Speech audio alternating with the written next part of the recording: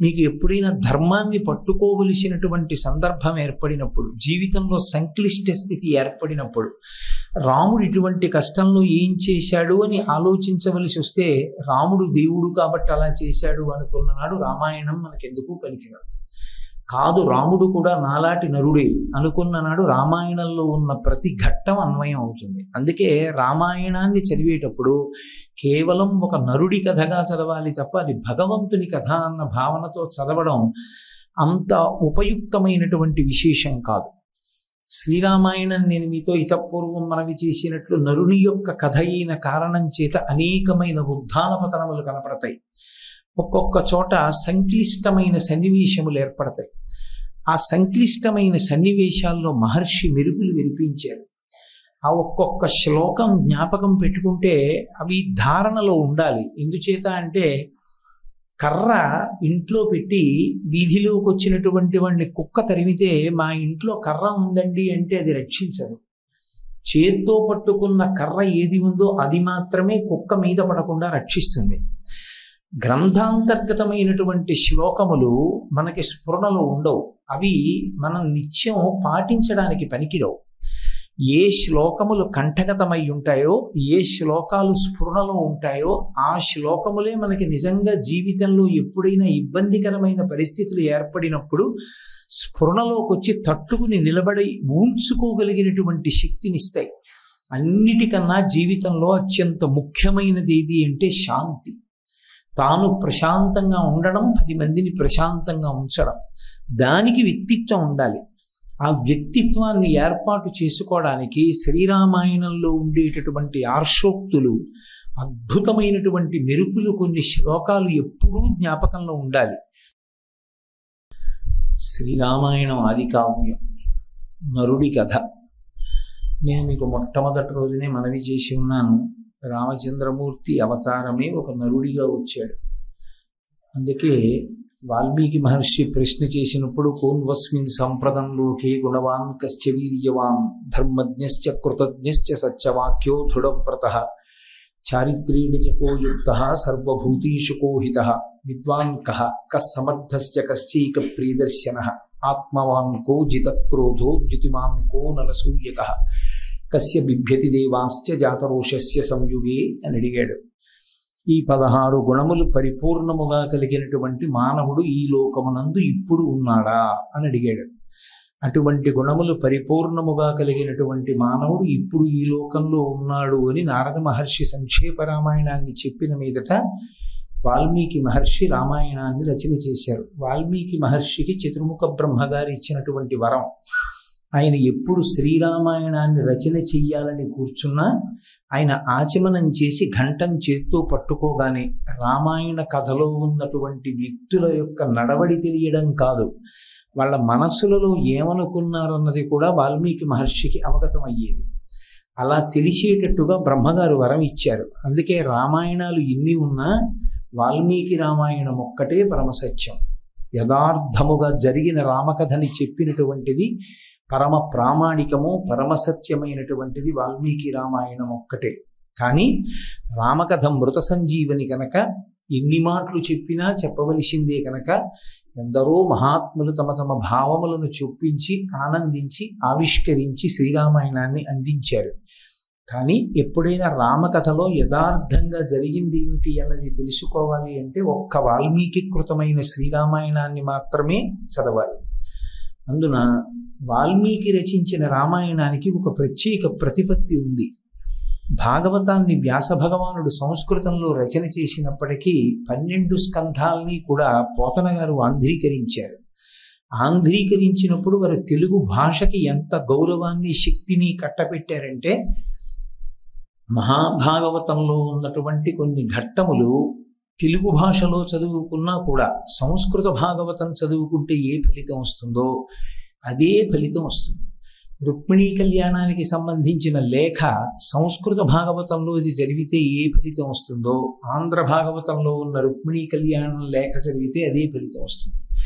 గజేంద్రమోక్షణ ఘట్టంలో సంస్కృత భాగవతంలో ఉన్నటువంటి శ్లోకాలు చదివితే ఏ ఫలితం వస్తుందో ఆంధ్ర భాగవతంలో పోతన గారు రచన చేసినటువంటి గజేంద్రమోక్షణ కథ అంతర్గతమైనటువంటి ఆ పద్యములను చదివినప్పటికీ అదే ఫలితం వస్తుంది. కానీ రామాయణం దగ్గరికి వచ్చేటప్పటికీ జయమంత్రాన్ని ఎవరైనా ఆంధ్రీకరించినా, జయమంత్రం సంస్కృతంలో వాల్మీకి కృతమైంది చదివితే మంత్రశక్తి ఉంటుంది తప్ప ఆంధ్రీకరించినటువంటి ఏ గ్రంథానికి కూడా ఆ శక్తి రాలేదు.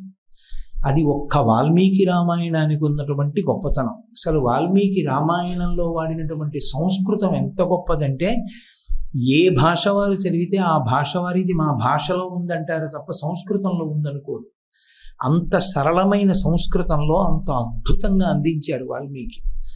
అది నరుడి కథ అయినటువంటి కారణం చేత నరుడి యొక్క జీవితంలో వచ్చేటటువంటి ఉత్థాన పతనాలు, నడవడిలో వచ్చేటటువంటి వైక్లభ్యాలు, ఎదురయ్యేటటువంటి కష్టాలు, తట్టుకోవడంలో పడేటటువంటి ఆర్తి, వీటన్నిటినీ యథాతథంగా ఆవిష్కరించారు. నేను శ్రీ మహావిష్ణువుని కనుక నేను సమస్త శోకములకు అతీతుణ్ణి, నాకు దుఃఖం ఉండదని రాముడు అనలేదు. సీతమ్మ కనపడకపోతే గుండెలు బాదుకుని ఏడ్చాడు. దశరథ మహారాజు గారు మరణిస్తే విశేషమైనటువంటి శోకమునకు వశుడయ్యాడు. మిగిలిన అవతారములు అలా కాదు. రామావతారం మాత్రం ఒక నరుడు ఎలా ప్రవర్తిస్తాడో అలాగే ప్రవర్తించాడు. యుద్ధకాండలో రామరావణ సంగ్రామం అయిపోయి రావణాసురుడు హతుడైన తరువాత దేవతలందరూ ప్రత్యక్షమై దేవేంద్రుడే రామచంద్రమూర్తిని పిలిచి, నువ్వు శ్రీ మహావిష్ణువువి అన్నా సరే, కాదు నేను దాశరథిని, దశరథ మహారాజు గారి కొడుకుని, నేను నరుణ్ణి, నాకు తెలియదు, నేను విష్ణువుని కానన్నాడు.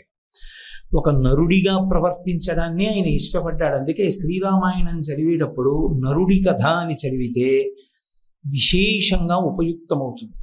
రామాయణం చదివేటప్పుడు రామకథ, భగవంతుడి కథ అని చదివితే ఎందుకు కొరగా. ఎందుచేత అంటే, మీకు ఎప్పుడైనా ధర్మాన్ని పట్టుకోవలసినటువంటి సందర్భం ఏర్పడినప్పుడు, జీవితంలో సంక్లిష్ట స్థితి ఏర్పడినప్పుడు, రాముడు ఇటువంటి కష్టంలో ఏం చేశాడు అని ఆలోచించవలసి వస్తే, రాముడు దేవుడు కాబట్టి అలా చేశాడు అనుకున్ననాడు రామాయణం మనకెందుకు పనికిరాదు. కాదు, రాముడు కూడా నాలాంటి నరుడే అనుకున్ననాడు రామాయణంలో ఉన్న ప్రతి ఘట్టం అన్వయం అవుతుంది. అందుకే రామాయణాన్ని చదివేటప్పుడు కేవలం ఒక నరుడి కథగా చదవాలి తప్ప అది భగవంతుని కథ అన్న భావనతో చదవడం అంత ఉపయుక్తమైనటువంటి విశేషం కాదు. శ్రీరామాయణం నేను మీతో ఇతపూర్వం మనవి చేసినట్లు నరుని యొక్క కథ అయిన కారణం చేత అనేకమైన ఉత్థాన పతనములు కనపడతాయి. ఒక్కొక్క చోట సంక్లిష్టమైన సన్నివేశములు ఏర్పడతాయి. ఆ సంక్లిష్టమైన సన్నివేశాల్లో మహర్షి మెరుగులు వినిపించారు. ఆ ఒక్కొక్క శ్లోకం జ్ఞాపకం పెట్టుకుంటే అవి ధారణలో ఉండాలి. ఎందుచేత అంటే, కర్ర ఇంట్లో పెట్టి వీధిలోకి వచ్చినటువంటి వాడిని కుక్క తరిమితే మా ఇంట్లో కర్ర ఉందండి అంటే అది రక్షించదు. చేత్తో పట్టుకున్న కర్ర ఏది ఉందో అది మాత్రమే కుక్క మీద పడకుండా రక్షిస్తుంది. గ్రంథాంతర్గతమైనటువంటి శ్లోకములు మనకి స్ఫురణలో ఉండవు. అవి మనం నిత్యం పాటించడానికి పనికిరావు. ఏ శ్లోకములు కంఠగతమై ఉంటాయో, ఏ శ్లోకాలు స్ఫురణలో ఉంటాయో ఆ శ్లోకములే మనకి నిజంగా జీవితంలో ఎప్పుడైనా ఇబ్బందికరమైన పరిస్థితులు ఏర్పడినప్పుడు స్ఫురణలోకి వచ్చి తట్టుకుని నిలబడి ఊంచుకోగలిగినటువంటి శక్తినిస్తాయి. అన్నిటికన్నా జీవితంలో అత్యంత ముఖ్యమైనది ఏది అంటే శాంతి. తాను ప్రశాంతంగా ఉండడం, 10 మందిని ప్రశాంతంగా ఉంచడం, దానికి వ్యక్తిత్వం ఉండాలి. ఆ వ్యక్తిత్వాన్ని ఏర్పాటు చేసుకోవడానికి శ్రీరామాయణంలో ఉండేటటువంటి ఆర్షోక్తులు, అద్భుతమైనటువంటి మెరుపులు, కొన్ని శ్లోకాలు ఎప్పుడూ జ్ఞాపకంలో ఉండాలి. అటువంటి శ్లోకాలలో 2 శ్లోకాలు భిన్నమైనటువంటి రీతిలో, ఒకటి క్రిందకి దిగిపోవడాన్ని చెప్తే, ఒకటి పైకి ఎక్కడానికి మార్గాన్ని చెప్తుంది. ఒకటి బాలకాండలో చెప్తే, ఒకటి సుందరకాండలో చెప్పారు మహర్షి. శోకో నాశయితే ధైర్యం, శోకో నాశయితే శృతం, శోకో నాశయితే సర్వం, నాస్తి శోక సమోరిభు. ఇది అయోధ్యకాండ. వేరొకటి సుందరకాండలో చెప్పారు. సుందరకాండలో చెప్పినప్పుడు అనిర్వేద శ్రియో మూలం అనిర్వేద పరం సుఖం, అనిర్వేదో హి సతతం సర్వార్థేషు ప్రవర్తక, కరోతి సఫలం జన్మో కర్మయత్తత్కరోతి సహ, తస్మాత్ అనిర్వేద కృతం యత్నం చేష్టేహి ఉత్తమం అంటారు. ఈ 2 శ్లోకాలు ఎప్పుడూ జ్ఞాపకంలో ఉండాలి. అసలు నన్ను స్వతంత్రించి చెప్పమంటే ఒక మాట అంటాను, మనుష్య జన్మ ఎత్తినటువంటి వాళ్ళకి ఈ 2 శ్లోకాలు ధారణలో ఉండాలి. ఈ 2 శ్లోకాలు ధారణలో ఉంటే వాడు బంతి అవుతాడు.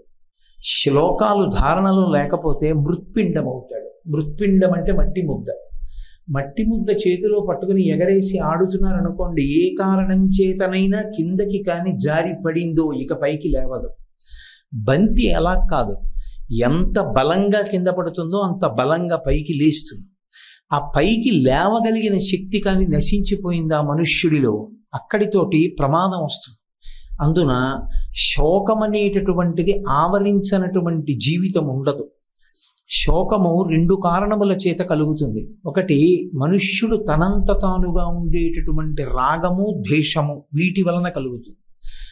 రాగము అంటే ఏదో ఒక వస్తువు మీద ఉండేటటువంటి విశేషమైన వ్యామోహం, దాన్ని పొందాలనేటటువంటి ఆతృత. ఎవరో ఒక ఆయనకి ఓ ఆవుని కొనుక్కుని ఇంట్లో పెట్టుకుని రోజు గోసేవ చెయ్యాలని కోరిక. ఆయన ప్రారంధం ఎప్పుడు ఓ అపార్ట్మెంట్లో ఏ 2nd ఫ్లోర్లోనో 3rd ఫ్లోర్లోనో ఉండవలసి వచ్చింది అనుకోండి, ఆయన గుర్తొచ్చినప్పుడల్లా బాధపడతాడు. అయ్యో, నేను ఒక్క గోవుని కొనుక్కుని ఇంట్లో పెట్టుకుని రోజు దాన్ని గడ్డితో తుడిచి కాస్త కుడితి పెట్టి దానికి ఇంత పృష్ఠభాగంలో పసుపు రాసి బొట్టు పెట్టి ఒక్క పువ్వు వేయలేకపోతున్నానే అని బాధపడతాడు. కాబట్టి ఎక్కడ కోరిక ఉంటుందో అక్కడ తీరనప్పుడు దుఃఖం ఉంటుంది. ఎక్కడ ద్వేషం ఉంటుందో, అంటే కోరికకి వ్యతిరేక పదం ద్వేషం, ఎక్కడ మనం ఇతరులను ద్వేషించే కారణం ఉంటుందో అక్కడ కూడా శోకం ఉంటుంది. ఈ శోకము కోరిక తీరనప్పుడల్లా శోకం పుడుతూ ఉంటుంది. భాగవతంలో ఒక చిత్రమైనటువంటి విశేషం చెప్తారు. జీవితం అనగా ఏమి అంటే చేసిన సంకల్పాలు, అంటే కోరికలు. ఆ కోరికలు తీరినప్పుడు కలిగిన సుఖము, కోరికలు తీరనప్పుడు కలిగిన దుఃఖము కూడితే వచ్చినది జీవితము, అంతే. కాబట్టి ఆ శోకం అనేటటువంటిది తన ప్రయత్నం వలన, తన కోరికల వలన వస్తూ ఉంటుంది. ఇక 2వ శోకం దేని వలన వస్తుంది అంటే ఈశ్వరుడు ఈ ప్రకృతి యందు చేసినటువంటి నియమం వల్ల వస్తుంది. ఏమిటి ఆ నియమము అంటే ప్రతి శరీరం వెళ్ళిపోవలసింది, అది ఈశ్వరుని యొక్క శాసనం. అందుకే దీనికి మర్త్యలోకం అని పేరు. మర్త్యలోకం అంటే ఇక్కడ ఏ ప్రాణి పుట్టాడో ఆ ప్రాణి వెళ్ళిపోయి తీరవలసింది. భాగవతంలో పోతన గారు ప్రహ్లాదోపాఖ్యానంలో మాట్లాడుతూ హిరణ్యాక్షుడు మరణించినప్పుడు హిరణ్యకశిపుడు తల్లికి ఆ తర్వాత మరదల్ని ఊరడించడానికి వెళ్ళి ఓ మాట చెప్తాడు. మచ్చిక వీరికెల్ల బహుమాత్రము చూజ్యము దేహి పుట్టుచున్ చచ్చుచునుండ చూచెదరు తా చవకమానడు వారి భంగి ఈ చచ్చిన వానికి చెదరిదెక్కడి చూజ్యము ఎచ్చట నుండి వచ్చనచ్చటికి పువ్వుట నైజము ప్రాణికోటికి అంటాడు. ఇదో చిత్రమైన ప్రపంచం. ఇందులో ఎవరూ ఉండిపోయేవాళ్ళు లేరు, అందరూ వెళ్ళిపోయేవాళ్ళే. మచ్చిక వీరికెల్ల బహుమాత్రము చూజ్యము దేహి పుట్టుచున్ చచ్చుచునుండ చూచెదరు తా చావకమానుడు వారి భంగి ఈ చచ్చిన వానికి ఇచ్చెదరు. అందరూ వెళ్ళవలసిందే, కానీ ఎవరో ఒకడు చనిపోయినప్పుడు మిగిలిన వాళ్ళు ఏడుస్తుంటారు, ఎందుకంటే వాడు వెళ్ళిపోయాడు మేము ఉండిపోయామని. కానీ వాళ్ళు వెళ్ళిపోవలసిందేగా. ఎచ్చట నుండి వచ్చనచ్చటికి పోవుట నైజము ప్రాణికోటికి, ఎక్కడి నుంచి వచ్చాడో అక్కడికి వెళ్ళిపోవద్దా? నేను హైదరాబాద్ వచ్చాను ఉండిపోతానా ఏమి? వెళ్ళిపోతాను మళ్ళీ కాకినాడ వెళ్ళిపోయిన వాడిని కాకినాడలో ఉండిపోతానా ఏమి? 10 ఏళ్ళు కాకపోతే 15 ఏళ్ళు కాకపోతే 20 ఏళ్ళు. నేడో రేపటికో కాదేని ఏనాటికో అంటాడు దుర్జటి. అలా ఎక్కడి నుంచి వచ్చానో మళ్ళీ అక్కడికి వెళ్ళిపోవలసిందే. కాబట్టి ఎచ్చట నుండి వచ్చనచ్చటికి పోవుట నైజము ప్రాణికోటికి. ప్రకృతి యందు ఈశ్వరుని యొక్క శాసనం.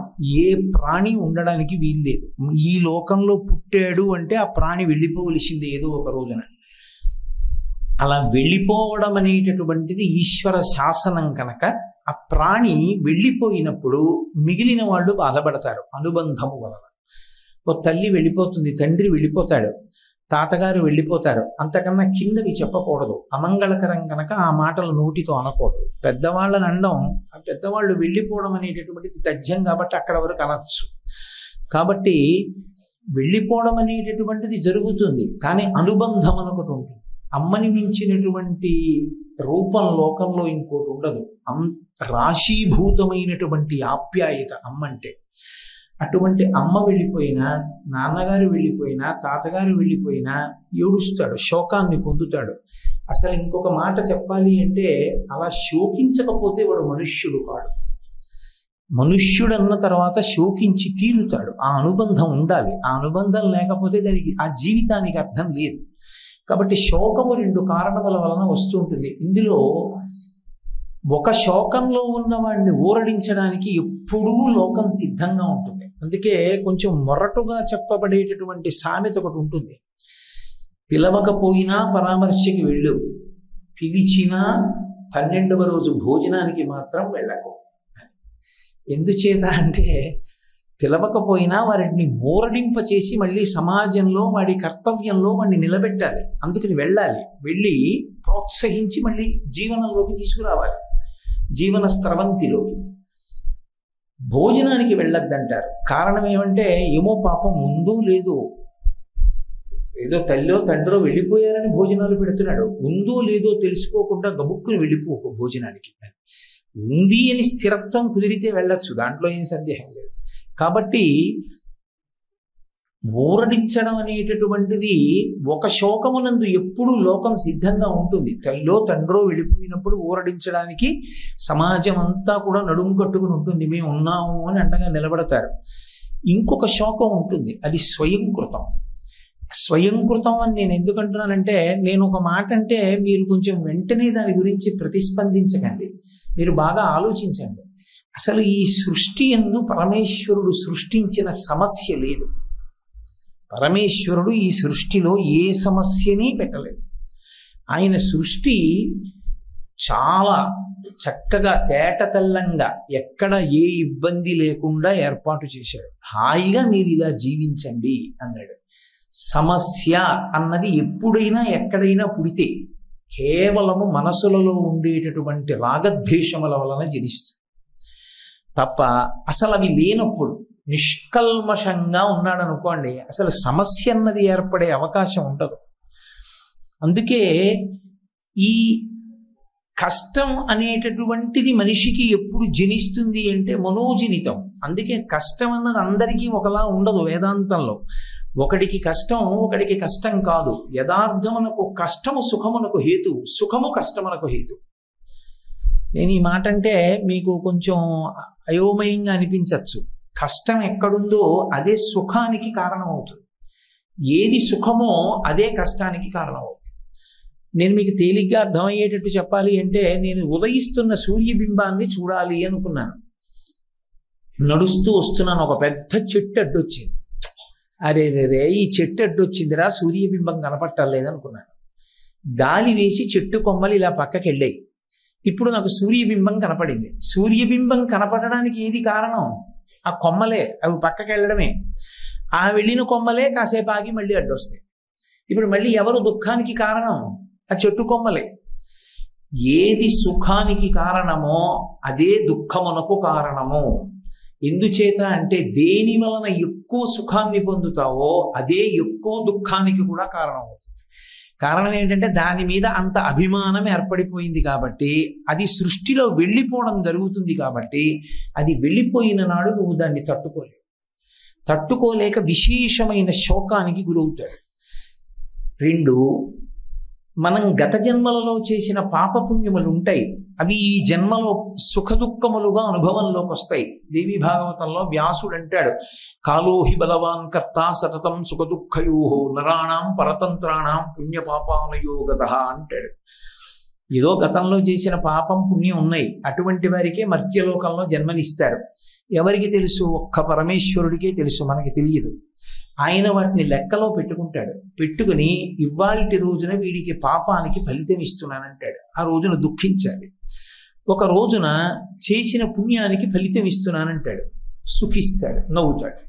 ఓ రోజు ఏడుస్తాడు, ఓ రోజు నవ్వుతాడు. ఒక రోజులోని ఓ గంట నవ్వుతాడు, ఓ గంట ఏడుస్తాడు. ఇది పరమేశ్వరుని యొక్క లీలా విలాసం. ఆయన కర్మ ఫలితాన్ని అనుభవింపచేస్తాడు శరీరాన్ని ఇచ్చి. ఇందులో శోకము రావడం అంటూ జరుగుతుంది. మనుష్య జన్మ యందు శోకము లేకుండా ఉండదు.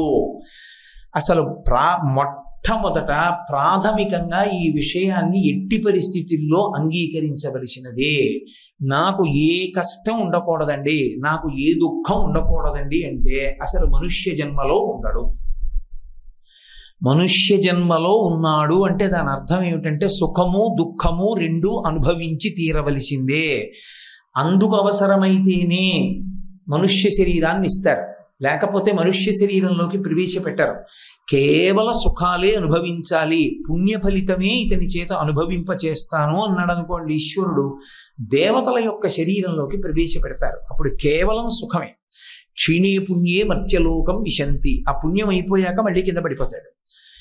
సుఖం దుఃఖం పాపం పుణ్యం రెండూ అనుభవించెయ్యాలంటే మనుష్య శరీరంలోకి వస్తాడు. అందుకే అసలు మనుష్యుడు ఎప్పుడూ దేనికి సిద్ధంగా ఉండాలి అంటే అన్ని వేళలా సుఖంగా ఉండడము సాధ్యము కాదు, నేను ఈ శరీరంలో ఉన్నాను కనుక. ఓ జ్వరం వస్తుంది, క్రిందటి సంవత్సరం 2 గంటలు కూర్చుని మాట్లాడినటువంటి వాడు ఈ సంవత్సరం కుర్చీలో కూర్చోవచ్చు, మోకాళ్ళు నొప్పొచ్చి సిద్ధపడి ఉండాలి. ఎందుకని అంటే శరీరం కాబట్టి, శరీరం వలనే దుఃఖం అనుభవింప చెయ్యాలి కాబట్టి ఈశ్వరుడు ఏదో గత జన్మల్లో చేసిన పాపం పోవడానికి ఓ మోకాళ్ళు నిప్పెట్టేటట్టుగా చేసి ఆ పాపాన్ని అక్కడతో తీసేస్తాడు. అంతే తప్ప ప్రతి చిన్న విషయానికి కూడా అయ్యో నాకు దుఃఖం ఏమిటండి, నాకు దుఃఖం ఏమిటండి, నాకు దుఃఖం ఏమిటండి అనుకున్నవాడు అసలు జీవితంలో ఏదీ సాధించలేడు. ఎందుచేత అంటే కుండలో నీళ్లు ఎందుకు పోస్తారు? చల్లగా ఉండాలి కాబట్టి పోస్తారు. నీళ్లు వేడిగా ఉంచుకోవాలనుకున్నవాడు కుండలో ఎందుకు పోస్తాడు? కుండలో పోయిడు, ఎండలో పెడతాడు.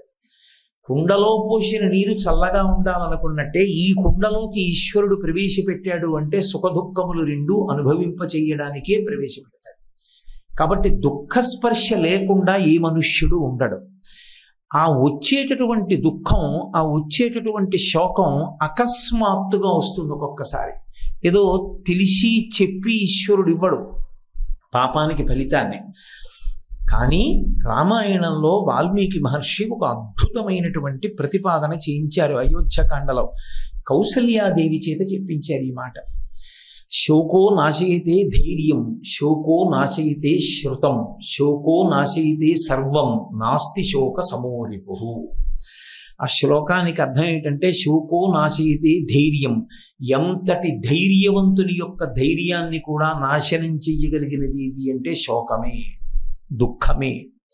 శోకో నాశయితే ధైర్యం, శోకో నాశయితే శృతం. శృతం అన్న మాటకి శృతి అంటే వేదం, వేదము అంటే శాస్త్రము. నేర్చుకున్నది ఏది విన్నాడో ఆ విన్నటువంటి శాస్త్రం అంతా మర్చిపోతాడు. ఎప్పుడంటే శోకమునకు బాగా వశుడైపోయినప్పుడు. శోకం వచ్చి శోకానికి తాను వశుడు కాకుండా అనుభవించడం వేరు. శోకానికి తాను వశుడైపోయాడు అనుకోండి, ఇక ఏమీ అదుపులో ఉండవు. శోకానికి వశుడు కాకుండా శోకానుభవంలో ఉన్నాడు అనుకోండి, పర్వాలేదు, అప్పుడు ప్రమాదం ఏం రాదు. శోకానికి బాగా వశుడైపోయాడు అనుకోండి, చాలా తీవ్రమైన ప్రమాదానికి వెళ్ళిపోతాడు. శోకో నాశయితే శృతం, శోకో నాశయితే సర్వం. శోకము సర్వాన్ని నాశనం చేసేస్తుంది. నాస్తి శోక సమోరిపు.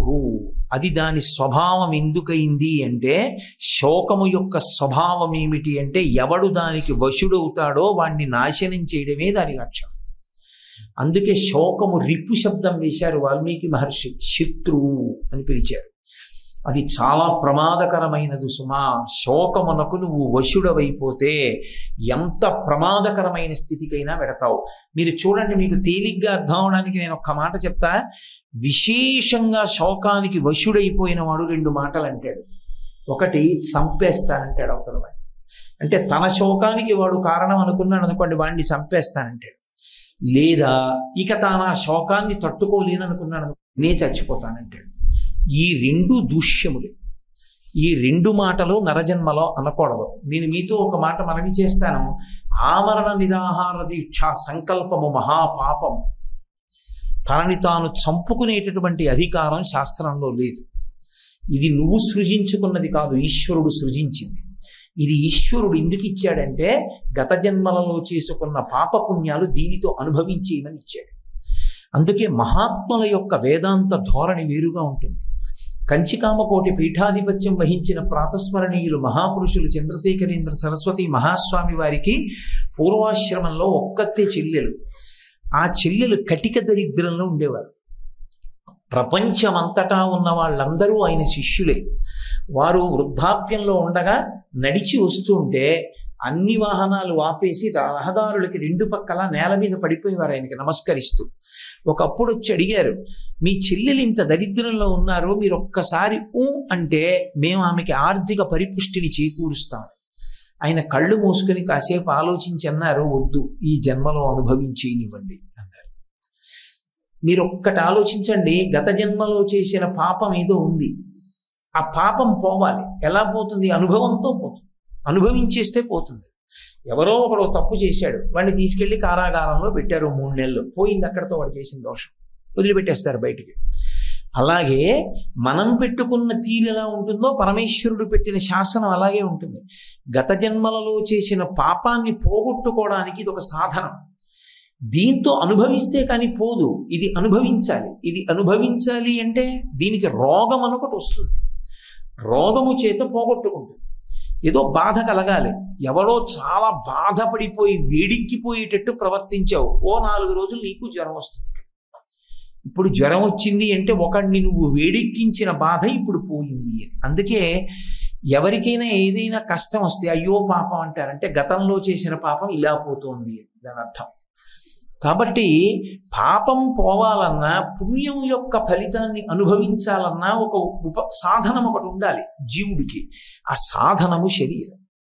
అసలు పెద్ద రహస్యం అక్కడుంది. అందుకే లోకంలో ఒక సామెత ఉంటుంది, పాపీ చిరాయు సుకృతి గతాయు అని. పాపీ చిరాయు, చాలా కాలం బ్రతికినటువంటి వాడు పాపిష్ఠ అంటే దాని అర్థం దీర్ఘాయుష్మంతులందరూ పాపిష్టి వాళ్ళేనా? కాదు, అలా కాదు, అర్థం చేసుకోవలసిందే. పాపాన్ని అనుభవింప చెయ్యాలి అనుకుంటే ఈశ్వరుడు శరీరాన్ని ఉంచాలి. చాలా కష్టపడిపోతూ కూడా ఉండిపోయాడు అనుకోండి, అప్పుడు పాపిష్టంగా ఉండిపోయాడు అని. ఎందుచేత అంటే శరీరాన్ని అలా ఉంచితే తప్ప వాడి పాపాన్ని అనుభవింప చేయడం కుదరదు. అందుకని జీవుణ్ణి విడుదల చేయకుండా ఉంచేస్తాడు ఈశ్వరుడు, ఆ శరీరంలో ఉంచుతాడు. అది ఎన్ని బాధలు పడిపోతూ ఉంటుందో అందులోంచి విడడం. ఆ విడని కారణం చేతి ఇప్పుడు ఆ దీర్ఘాయు ఎందుకు పనికొచ్చింది? పాపం అనుభవించడానికి పనికొచ్చింది. అందుకని పాపీ చిరాయు. అంతేకాని మహాత్ములైనటువంటి వారు దీర్ఘాయుష్మంతులైతే వారికి ఇది అన్వయం అవుతుందా అండి అంటే అన్వయం అవ్వదు. కాబట్టి శరీరము దేనికి ఉపకరణము అంటే సుఖదుఖములను అనుభవించడానికి ఈశ్వరుడిచ్చిన ఉపకరణం అయినప్పుడు దీన్ని కొన్ని కష్టాలు వస్తే యథార్థమునకు అదొక సంతోషకరమైనటువంటి విషయం. ఎందుకు సంతోషకరమైన విషయం అంటే గత జన్మలలో చేసుకున్న పాపం నశించిపోతుంది అక్కడతోటి. కాబట్టి వాడికి అనుభవంలో పోతోంది ఇంకా పాపం. కాబట్టి కష్టపడుతూ దాన్ని పోగొట్టేసుకోవడమే. అంతేకాని ఈ శరీరాన్ని తీసేస్తానంటే మళ్ళీ కొత్తగా ఇంకొక మహాపాపం వస్తుంది. ఈశ్వరుడు ఇచ్చినటువంటి ఉపకరణాన్ని ఈశ్వర శాసనం అయ్యే వరకు పడగొట్టడానికి వీల్లేదు. ఇది నేను కాదు అని తెలుసుకున్నటువంటి ముక్త పురుషుడు కూడా తనంత తాను ఇది పడిపోయే వరకు ఊరుకుంటాడు. అందుకే ఇది నేను కాదని తెలుసుకుని ఆత్మగా ఉండిపోయిన వాడిని జీవన్ముక్తుడు అంటారు. ఆయన శరీరం పడిపోయిన తర్వాత విదేహముక్తి పొందాడు అంటాడు. 2 మాటలు అందుకు వచ్చాయి శాస్త్రంలో. అందుకే భగవాన్ రమణుల దగ్గరికి వెళ్ళి ఈ శరీరంలో ఎందుకు ఉండిపోవాలి, ఇది నేను కాదని తెలిసినా కూడా అంటే వారు అద్భుతమైన మాట చెప్పారు. విస్తరాకు యొక్క చిట్ట చివరి ప్రయోజనం ఏమిటి? పెంటకుప్ప మీద పడేయడమే. అయినా ఆకులు, బాదమాకులు తేవాలి, కడగాలి, చీపురు పుల్లలన్నీ సన్నగా విరవాలి, కుట్టాలి, వేసుకోవాలి, దాని నిండా పదార్థాలు వడ్డించుకోవాలి, నెయ్యి వేసుకోవాలి, పరిశేచనం చెయ్యాలి, హవిస్సులు గుచ్చుకోవాలి, ఆ తర్వాత ఆ భోజనాన్ని చెయ్యాలి, భోజనం చేసిన తర్వాత ఉత్తరాపోసనం పట్టాలి, ఉత్తరాపోసనం పట్టిన తర్వాత ఆ విస్తరిని తీసి పెంటకుప్ప మీద వెయ్యాలి. అంతేకాని విస్తరాకు ప్రయోజనం పెంటకుప్ప మీదకి వెళ్ళడమని భోజనం చేయకుండా పుట్టిన విస్తరాకులన్నీ పట్టేళ్ళి పెంటకుప్ప మీద వేస్తున్నావా? వేయట్లేదు. విస్తరాకు ప్రయోజనం ఎటువంటిదో ఈ శరీరము యొక్క ప్రయోజనం అటువంటిది. దీనితో అనుభవించి, అందుకే దీనికి ఋతుమంతమని పేరు. దీనితో అనుభవించి కష్టం సుఖం అనుభవించి వైరాగ్యం అనేటటువంటి సుఖం వైపుకి అడుగులు వెయ్యాలి. అప్పుడు ఇక ఏది వచ్చినా సంగమును పొందడు. అందుకే వైరాగ్యానికి ఉదాహరణగా దేన్ని చెప్తారు అంటే గాలిని చెప్తారు.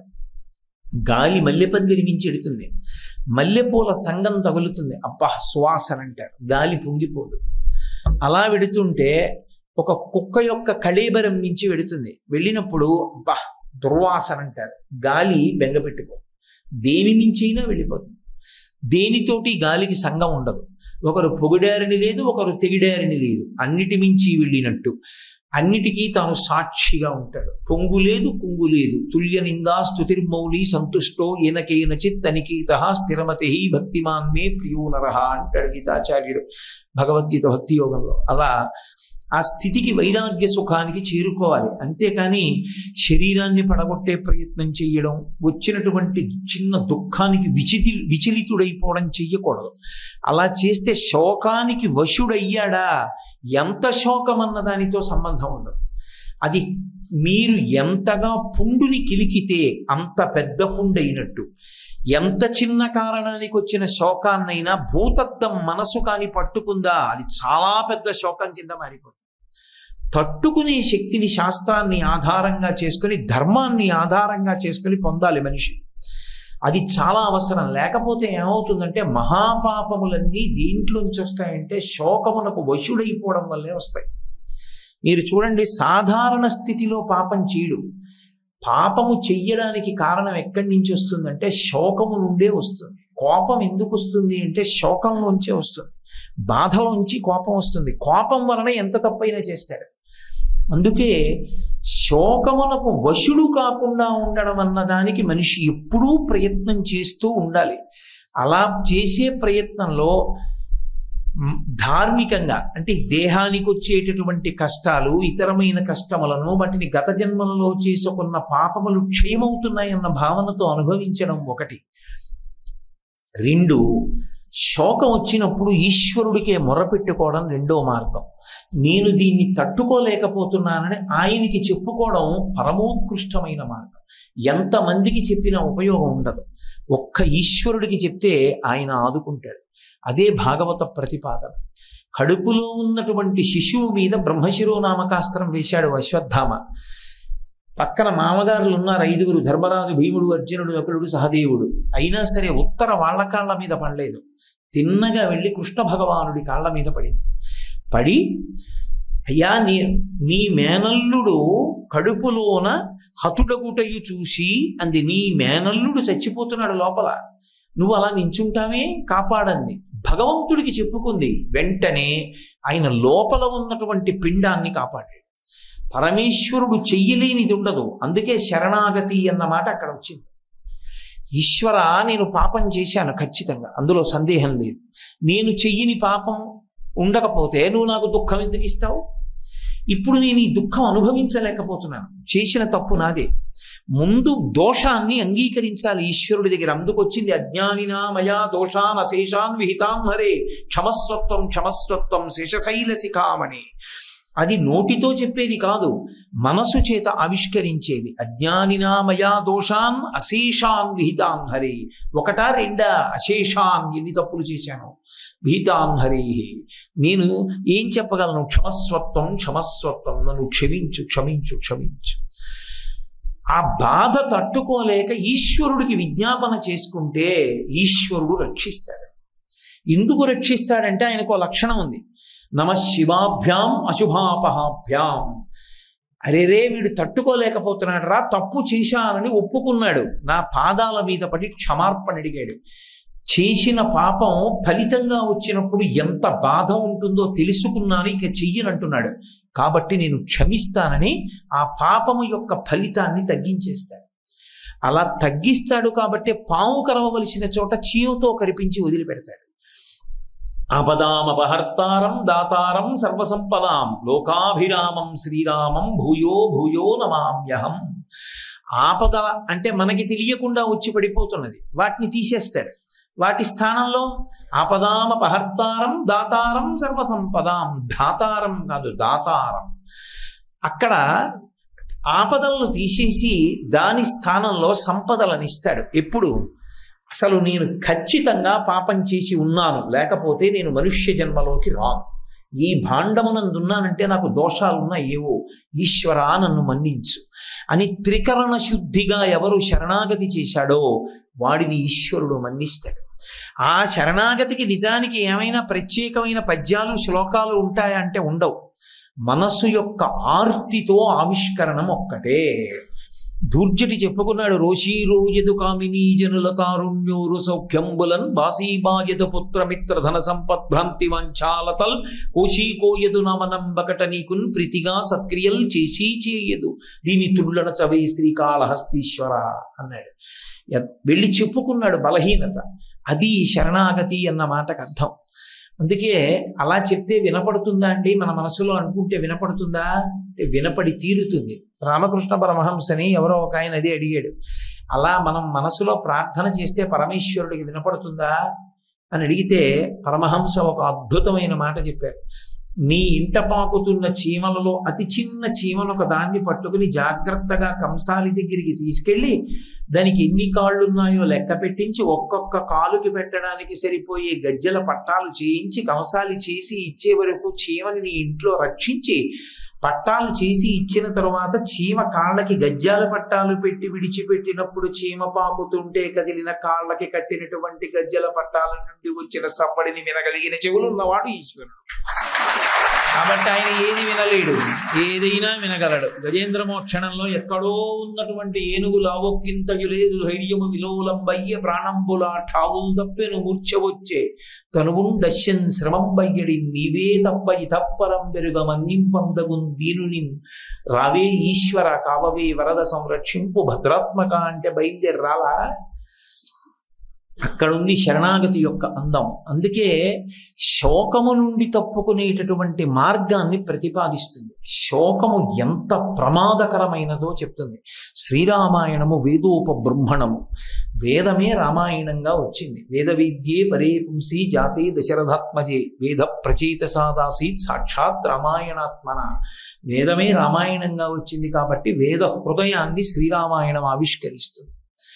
ఒకానొక సందర్భంలో కౌసల్యాదేవి ఈ శ్లోకం చెప్పవలసి వచ్చింది. ఎప్పుడు చెప్పింది ఈ శ్లోకం అంటే ఆవిడ చెయ్యకూడనంతటి మహాపాపాన్ని చేశాక చెప్పింది ఈ శ్లోకం. కానీ ఆమె పాపము ఆమె యొక్క పశ్చాత్తాపము వలన పరమేశ్వర స్వరూపుడైన భర్త యొక్క అనుగ్రహము వలన పోయింది అక్కడతో. ఎక్కడ ఏర్పడింది ఈ సందర్భం అంటే రామచంద్రమూర్తి తండ్రిని సత్యమునందు నిలబెట్టడం కోసమని తమ్ముడైన లక్ష్మణస్వామితో భార్య సీతమ్మతో కలిసి 14 సంవత్సరముల అరణ్యవాసం చేయడానికి అయోధ్య నగరాన్ని విడిచిపెట్టి వెళ్ళిపోయారు. వెళ్ళిపోయిన తరువాత సుమంత్రుడు వెళ్ళాడు రథానికి సారథ్యం వహిస్తూ. ఆ సుమంత్రుడు తిరిగి వచ్చిన తరువాత వినాలి అసలు అరణ్యంలో రామలక్ష్మణులు సీతమ్మ ఏ కష్టాలు పడుతున్నారో తెలుసుకోవాలని. పాపం దశరథ మహారాజు గారు రాముడు అరణ్యవాసానికి వెళ్ళిపోయాడనేటటువంటి బాధ తట్టుకోలేక ఆ అయోధ్య నగరంలోకి వచ్చి స్పృహ తప్పి కింద పడిపోయాడు. ఒంటి నిండా మట్టి అంటుకుంది. ఎంతసేపు రథం వెళ్ళిపోయినటువంటి మట్టి ఎగురుతూ కనపడిందో అంతసేపు చూశాడు. ఇక ఆ తర్వాత అప్పటికే ముందు రోజు రాత్రి ఎన్ని మాటలు మూర్చిపోయాడు కైకమ్మ దగ్గర. బడలిపోయాడు వృద్ధుడు, 60,000 సంవత్సరముల వయస్సు. ఆ పడిపోయినటువంటి వాణ్ణి ఒక పక్కన కౌసల్య ఒక పక్కన కైకమ్మ వచ్చి పైకి లేపుతున్నారు. శోకము నుండి కదా కోపం రావాలి. వెతుక్కుంది దశరథుడి మనస్సు, నా ఈ శోకానికి కారణం ఎవరని. నిజానికి దశరథ శోకానికి కారణం దశరథుడి. కానీ ఇప్పుడు నేను ఆ ధర్మమీమాంస పక్కన పెట్టండి, బాహ్యంలో కథాపరంగా ఆలోచించండి. దశరథుడి శోకానికి కారణం కైకమ్మ దశరథుడి దృష్టిలో. ఎందుకని? రాముడికి పట్టాభిషేకం చేద్దాం అనుకున్నాడు. కానీ అకస్మాత్తుగా ఒక రాత్రి భూమి మీద పడుకుంది కోపగృహంలో. ఆ రోజుల్లో అలా ఉండేవి. ఆవిడ కోపంగా ఉంది అని ప్రత్యేకంగా తెలుసుకోక్కర్లేదు. కోపం వస్తే కోపం వచ్చిందని తెలియడానికి ఒక గదిలో ఉండేవారు. దాని పేరు కోపగృహం. కోపం వస్తే ఆ గదిలో ఉండేవారు. కోపగృహంలో ఉంది అంటే బొళ్ళు దగ్గర పెట్టుకుని వెళ్ళాలి భర్త లోపలికి అని గుర్తు. పాపం దశరథుడు మానసికంగా సిద్ధపడి లోపలికి వెళ్ళాడు.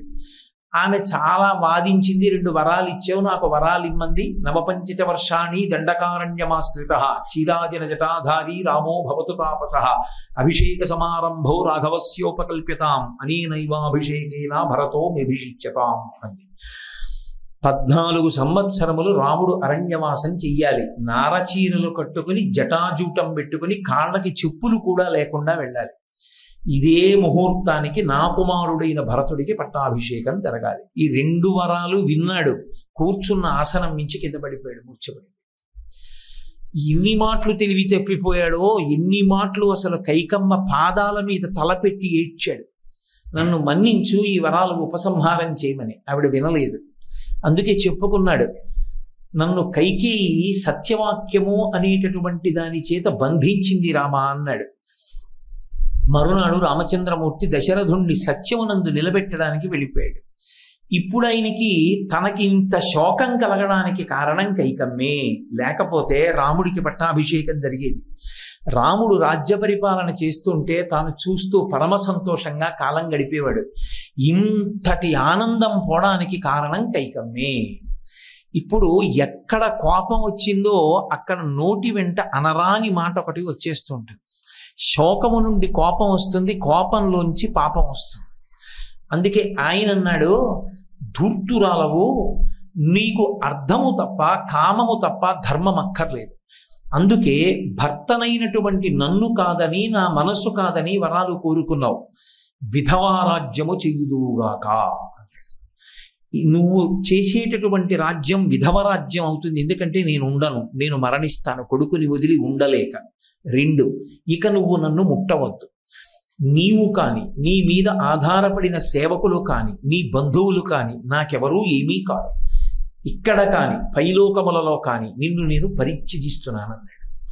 ఈ మాటలని, ఒకవేళ రాజ్యం నువ్వు వరాలడగడం వల్ల వచ్చింది అని నీ కుమారుడైన భరతుడు సంతోషిస్తే ఆ భరతుడికి నాకు ప్రేతకార్యము చేసే అధికారము లేకుండుగాక. అంటే రాముడి మీద ఉన్న ప్రేమ ఎంత శోకానికి తీసుకెళ్ళిందో, ఆ శోకం ఎంత కోపానికి తీసుకెళ్ళిందో చూడండి. ముందు రోజు రాత్రి వరకు బహుశః రాముడి తర్వాత అంత ప్రేమ దశరథుడికి కైకేయింది. అంత ప్రేమ ఉన్న కైకమ్మ మరునాటి మధ్యాహ్నానికి అంతటి శత్రువుగా మారింది. మనసు నాటకం అలా ఉంటుంది. దానికి కలిగే కష్టసుఖాల వల్ల అంత చిత్రాతి చిత్రంగా మారుతుంది. అందుకే రామాయణం వంటబడితే మనసు చేసే నాటకం చూడటం చాలా ఆశ్చర్యంగా ఉంటుంది. అంతకన్నా పెద్ద సినిమా లోకంలో ఇంకోటి ఉండదు. కాబట్టి ఇప్పుడు కైకమ్మని నింద చేసి నన్ను ముట్టుకోవద్దన్నాడు. కౌసల్యాదేవి ఒక్కతే ఏం తీసుకెడుతుంది? అక్కడ ఉన్న సేవకులందరూ వచ్చి ఎత్తారు. నన్ను కౌసల్యా మందిరంలో దిగబెట్టండి అంటూ ఒక మాట అన్నాడు. కౌసల్యా మందిరంలో నాకు శాంతి లభిస్తుంది అన్నాడు. శాంతి అంటే ఈ శోకమును పోగొట్టగలిగినటువంటి మాటలు వినపడతాయి.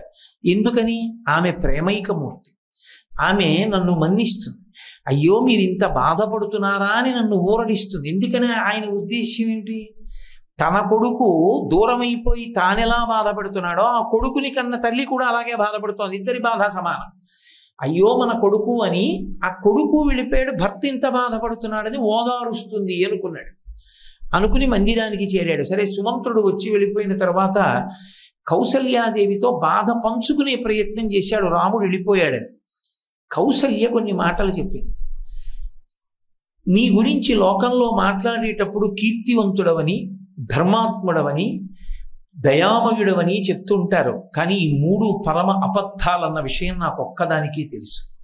నువ్వు దయామయుడవు కావు, నువ్వు ధర్మాత్ముడవు కావు, నువ్వు ప్రజారంజకుడవు కావు. నీకు కావలసింది కైకమ్మ ఒక్కతే. నీ మనసు ఎంత కఠినమైనదంటే నువ్వు కైకమ్మ కోసం, భరతుడి కోసం ఎంతటి క్రూరమైన నిర్ణయాలైనా చేస్తావు. ఏ తప్పు చేశాడని నా కొడుకుని అరణ్యవాసానికి పంపావు? ఏ తప్పు చేశాడని రాజ్య భ్రష్టుణ్ణి చేసి 14 సంవత్సరముల అరణ్యవాసం చేయమన్నావు? అది తలుచుకుని ఏడిచాడు పాపం అసలు దశరథుడు. చెప్పులు లేకుండా నా కొడుకు జటాజూటం కట్టుకుని నారచీరలతో వెడుతున్నాడు. నా కోడలు సీతమ్మ ఎండకన్నిరుగనటువంటి తల్లి. అక్కడికి వెళ్ళిన తరువాత దొరికిన ధాన్యాన్ని వండుకుని ఎలా అన్నం తింటుంది? ఏ చెట్టు కింద పడుకుంటుంది? రాతినో కొమ్మనో దొరికిన దాన్ని తలగడగా పెట్టుకుని రాముడు పడుకుని లేచి నడుస్తుంటే ఒళ్ళంతా దుమ్ము పట్టి పెద్ద పులులు, సింహాలు అరుస్తుంటే భయపడి కౌగిలించుకున్నటువంటి సీతమ్మని ఓదారుస్తూ ఎన్ని కష్టాలు పడుతున్నాడో. ఎవరికైనా ఆడదానికి ఈ లోకంలో 4 దిక్కులున్నాయి. 4 దిక్కులంటే నలుగురే ఆమెకి శరణ్యం. అందరికన్నా మొట్టమొదట ఆడదాన్ని రక్షించవలసిన వాడెవరు అంటే భర్త. ఆమె ఒక్కడే ఆమెకి రక్షకుడు.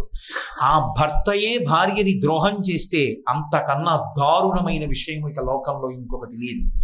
నువ్వు నాకు దారుణాతి దారుణమైనటువంటి ద్రోహం చేశావు.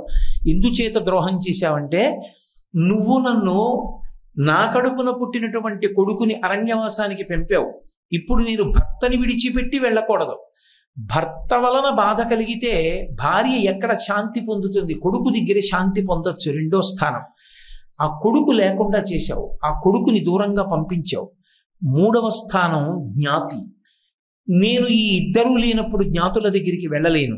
నాలుగవ స్థానం లేదు, ఇక స్త్రీ లేని స్థానం నాలుగవ స్థానం. అసలు ఆమెకి నాలుగవ దిక్కు లేదు. కాబట్టి ఉన్న మూడు దిక్కులలో పెద్ద దిక్కు భర్త ఒక్కడే. ఆ భర్త గొడుగులా కాపాడవలసి ఉంటుంది. కానీ లోకంలో ఒకే ఒక ప్రాణి ఉంది, దాని లక్షణం ఏమిటి అంటే దాని పిల్లల్ని అది తింటుంది. జలజే భక్షణం యథాహ. అదే చేప తన కడుపున పుట్టిన పిల్లని తానే తినేస్తుంది. నువ్వు మనుష్యుడు ఏమిటయా, నువ్వు చేపవి, నీ కడుపున పుట్టిన బిడ్డని నువ్వు తినేశావు అని నీ వంటి వ్యక్తికి భార్య అనవడం నా కర్మ. సుగుణాభిరాముడైనటువంటి రామచంద్రమూర్తిని అరణ్యవాసానికి పంపావు. ఇంతటి కఠినాత్ముడవు. నీ వలన నేను కాదు, కోసల రాజ్యంలో ఉన్నటువంటి ప్రజలు, మంత్రులు, సేనానులు, భార్యలు, అంతఃపుర పరివారము ఇంతమంది బాధపడుతున్నారు. నీకు అక్కర్లేదు. నీ మనసు సంతోషమేగా. కైకమ్మ సంతోషంగా ఉంది, భరతుడు సంతోషంగా ఉన్నాడు. నీకు కావలసింది ఆ ఇద్దరి సంతోషమే. పైకి నువ్వు ప్రజారంజకుడవు. నీ వంచనా స్వభావం నాకు తెలుసని. అప్పటికే కుమిలి కుమిలి కుమిలి కుమిలి ఏడుస్తున్న దశరథుడు ఏడవడానికి కళ్ళుల నీళ్లు లేక తెల్లబోయేలా ఉండిపోయాడు. కౌసల్య వంక చూస్తూ ఉండిపోయి ఆ కూర్చున్న ఆసనం నుంచి లేచి 2 చేతులు పైకెత్తి జోడించి నమస్కరించాడు. నమస్కరించి ఆవిడ దగ్గరికి వెళ్ళి వేపమానాంతాంజలిం కృత్వా అంటారు మహర్షి. 2 చేతులతో నమస్కారం చేస్తూ కౌసల్య దగ్గరికి వెళ్ళి, కౌసల్య, నీ పాదముల మీద నా తల పెట్టి పడిపోతాను, అంతంత మాటలు అనకు. నీకు తెలుసు, దేవి దైవతం ప్రత్యక్షం. భర్త ఎవరో కాదు, ప్రత్యక్షంగా కన్నుల ముందున్నటువంటి దైవం. అన్ని చోట్ల అశాంతి పొంది శాంతి కోసం నీ దగ్గరికి వచ్చాను. నువ్వు ఇన్ని మాటలు అన్నావు, నా జీవితంలో శాంతి అన్న మాట కరువైపోయింది. అందుకని పెద్దరికం చిన్నరికం తెలుసున్న దానివి, ధర్మం ఎరిగిన దానివి, భర్తని ఇలాంటి మాటలు అనకూడదు అని తెలిసున్న దానివి, అయినా కూడా నేను ధర్మంతో మాట్లాడానో, సత్యానికి కట్టుబడ్డానో, రాముడి మీద ప్రేమ లేక అరణ్యవాసానికి పంపించేశానో, కుట్ర చేశానో నీకు తెలుసు. తెలిసి నన్ను నింద చేస్తున్నావు. నువ్వే నింద చేస్తే ఇంత ధర్మం తెలిసున్న దానివి, ఇక నాకు శాంతి ఎక్కడుంది అని నమస్కారం చేస్తూ వంగి ఆమె పాదముల మీద పడబోయాడు. కౌసల్య 2 చేతులు పట్టుకుని ఆయన్ని పైకెత్తి వెంటనే నన్ను చంపేశావు మహారాజా. ఏనాడైతే ధర్మమునకు సత్యమునకు కట్టుబడినటువంటి భర్త, పరమ కీర్తివంతుడైనటువంటి వాడు, ఆయన తప్పు చెయ్యలేదు అని తెలిసి కూడా శోకంతో అనరాని మాటలు అనేశాను, ఆనాడు నువ్వు నాకు నచ్చ చెప్పడానికి ఇలా నమస్కారం చేశావు. ధర్మాత్ముడైన భర్త ధర్మమునందు నిలబడడానికి భార్యని అనునయించవలసినటువంటి రోజు ఏ రోజున వస్తుందో ఆ రోజున ఆ భార్య చనిపోయినట్టే. కాబట్టి నేను లేను, నేను చనిపోయాను. నీ చేత అనునయింప చేసుకున్న నా బ్రతుకు కాదు. నేను నేల మీద పడి నీ పాదముల మీద శిరసుంచి నమస్కరిస్తున్నాను. ఆ నమస్కరించిన చేతులు విప్పేసి నా తల మీద పెట్టని పద్మాన్ని పెట్టుకున్నట్టుగా 2 చేతులు తల మీద పెట్టుకుని ఢోరునయ్యొచ్చి నేను శోకంలో అదుపు తప్పిపోయాను. ఒక్కసారి వర్షాలు పడి నదులు పొంగితే సముద్రం నీరు పెరిగినట్టు రాముడు అకస్మాత్తుగా అరణ్యవాసానికి వెళ్ళిపోవడంలో నా శోకం అదుపు తప్పిపోయింది. అదుపు తప్పిపోయిన శ్లోకంలో ధర్మానికి కట్టుబడి ఇంత బాధపడుతున్నారు అని తెలిసి కూడా, మిమ్మల్ని నింద చెయ్యకూడదని తెలిసి కూడా నింద చేశాను అంటూ ఈ శ్లోకం చెప్పి, శోకో నాశయితే ధైర్యం, శోకో నాశయితే శృతం, శోకో నాశయితే సర్వం, నాస్తి శోక సమోరిపు. ప్రత్యక్ష సాక్ష్యం. మహారాజా, శోకానికి వశురాలనైపోయాను, కొడుకు వెళ్ళిపోయాడని. ఆ వశురాలనైపోయినటువంటి కారణం చేత ఏ మాట మాట్లాడాలో ఏ మాట మాట్లాడకూడదో తెలుసుకోలేకపోయాను. ఎంత పెద్ద తప్పో చేసేశాను. భర్త చేత అనునయింపబడ్డాను, ధర్మానికి కట్టుబడిన భర్త చేత. కాబట్టి నన్ను క్షమించవలసింది. శోకానికి లొంగిపోతే, శోకమునకు బాగా లొంగినటువంటి వాడు ఎన్నిటిని మరిచిపోతాడో కౌసల్యకి తెలియదా? మీరు శ్రీరామాయణం చదివితే కౌసల్య మందిరంలో ఎప్పుడూ పూజలు జరుగుతుంటాయి. ఆవిడ ఎప్పుడూ ఉపవాసాలు చేస్తూ ఉంటుంది. ఆవిడ ఎప్పుడు యజ్ఞయాగాది క్రతువులను నిర్వహిస్తూనే ఉంటుంది. ఎంతమంది బ్రాహ్మణులకు నిత్యం దానం చేస్తూనే ఉంటుంది. అటువంటి తల్లి అన్ని శాస్త్రములను ఎరుగున్నది, అన్ని పుణ్యకర్మలు చేసేది, భర్త పట్ల అంత మర్యాద కలిగినది. అటువంటి కులకాంత అన్ని మాటలు భర్తని అంది అంటే ఆమె శోకమే కారణము. ఆమె తెలిసి అనలేదు, శోకమునకు వశురాలైపోయింది. శోకమునకు ఒక్కసారి వశమైపోతే ఎన్ని అనకూడని మాటలు నోటి వెంట వచ్చేశాయో. అందుకే మనిషి శోకమునకు వశుడైతే ఇన్ని బాధలు పడతాడు. కాబట్టి శోకమునకు వశపడకుండుగాక. శ్రీరామాయణం కేవలముగా ఏదో కాల్పనిక కథ అని అనుకోకూడదు, యథార్థముగా జరిగిన కథ. అందుకే శ్రీరామాయణానికి ఫలశ్రుతి చెప్తూ ఒక మాట అంటారు, ఇందులో ఒక అక్షరము కూడా కల్పితము కాదు. రామాయణము యథార్థంగా ఎలా జరిగిందో అలాగే రచింపబడినది అని. శ్రీరామాయణం మనకి జీర్ణమైతే మనం దేనికి వశులం కాకూడదో, దేనికి వశులమైపోతే అక్కర్లేని మాటలు వచ్చేస్తాయో, కోపం వచ్చేస్తుందో, ఏ ధర్మంతో దాన్ని దాటాలో అర్థం అవుతుంది. అందుకే శోకాన్ని దాటడానికి లోకంలో ఒకే ఒక్క మార్గం ఉంటుంది. ఏమిటా మార్గం అంటే ఎప్పుడూ కర్తవ్యత నిష్ఠతో ఉండడం. నీ కర్తవ్యాన్ని నువ్వు చేసుకుంటూ వెళ్ళడం అన్నది అలవాటైతే శోకం అనేటటువంటిది అంటుకునే అవకాశం ఉండదు. చాలా మటుకు 99 పాళ్ల శోకానికి దూరంగా ఉండడానికి మార్గము కర్తవ్యతానిష్ట ఒక్కటే. కర్తవ్యము వేరు, బాధ్యత వేరు. చాలా జాగ్రత్తగా గుర్తుపెట్టుకోవాలి. బాధ్యత సముద్రంలో దూకేయడం, కర్తవ్యము నిచ్చెన ఎక్కడం. రెండిటికి అంత తేడా ఉంటుంది. కర్తవ్యము అంటే నేను ఏది చెయ్యాలో అది చేశానా అంతే కర్తవ్యం. అవతలవాడు ఏమనుకున్నాడు నాకు సంబంధం లేదు. నా కర్తవ్యం నేను గృహస్థాశ్రమంలో ఉన్నప్పుడు నాకు కొన్ని కర్తవ్యాలు ఉంటాయి.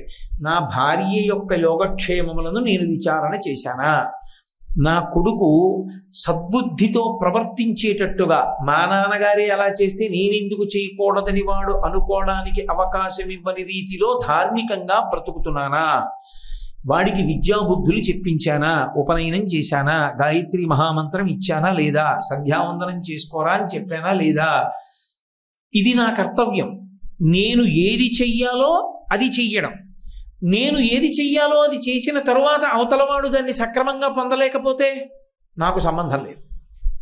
నేను చేసేది చెయ్యడం, నేను చేసేది కాకుండా అవతలవాడిని ఎత్తి తీరడం నా నెత్తి మీద ఎట్టుకున్నాను అనుకోండి, బాధ్యత కుంగిపోతాను.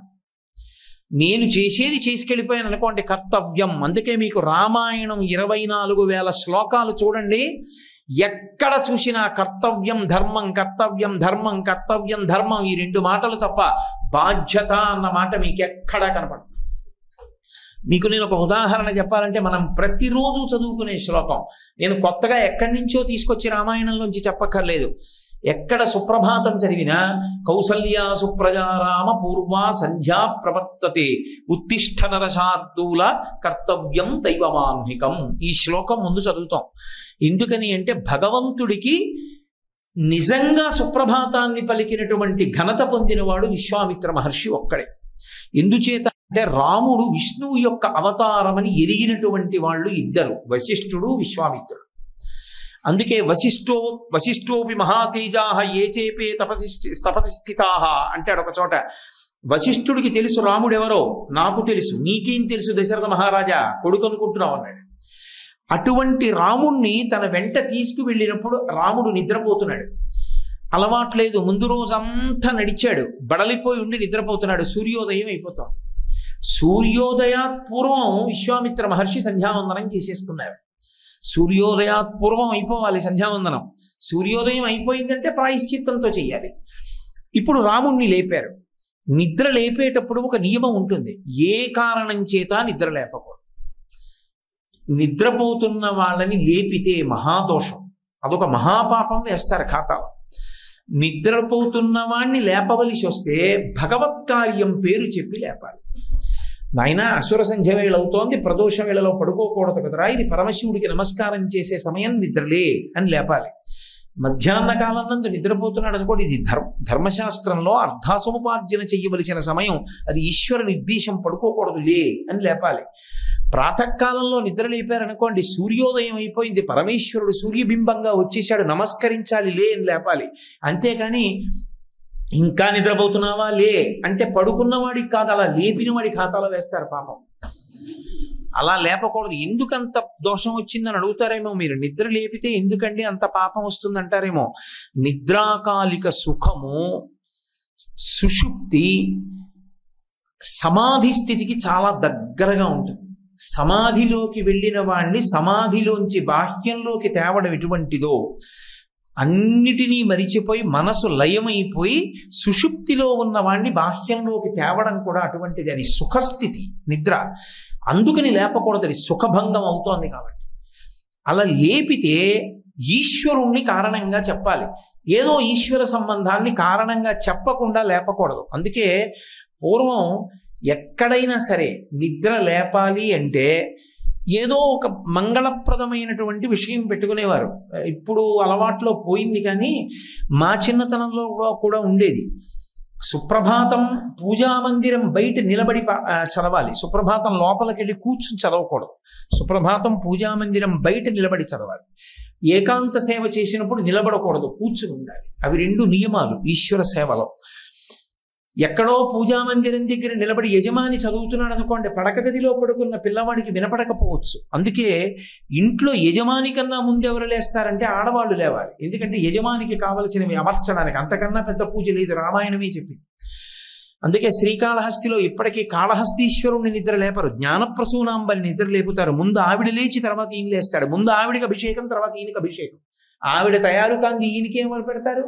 ఆవిడ పడుకుంటే ఈయన లేస్తే ఈయన సంధ్యావందనానికి మళ్ళీ ఈయన పెట్టుకోవాలి. ఇంకా గృహస్థాశ్రమం ఎందుకు? గృహస్థాశ్రమంలోకి అసలు ఎందుకు ఎడతాడంటే తన ఆచమనం తాను చేసుకున్నాడంటే వాడి కర్మ అని గుర్తు. పెళ్ళైపోయిన వాడు ఆచమనం తనే వేసుకుని ఓం కేశవాయి స్వాహ అన్నాడు అనుకోండి, నీ కర్మ పాపం రా అని సానుభూతి చూపించమని అర్థం. ఎడం చేత్తో కుడి చేతిలోకి వేసుకోవడం ఏమిటి? బ్రహ్మచర్యాశ్రమంలో అంటే తప్పదు కనుక వేసుకుంటారు.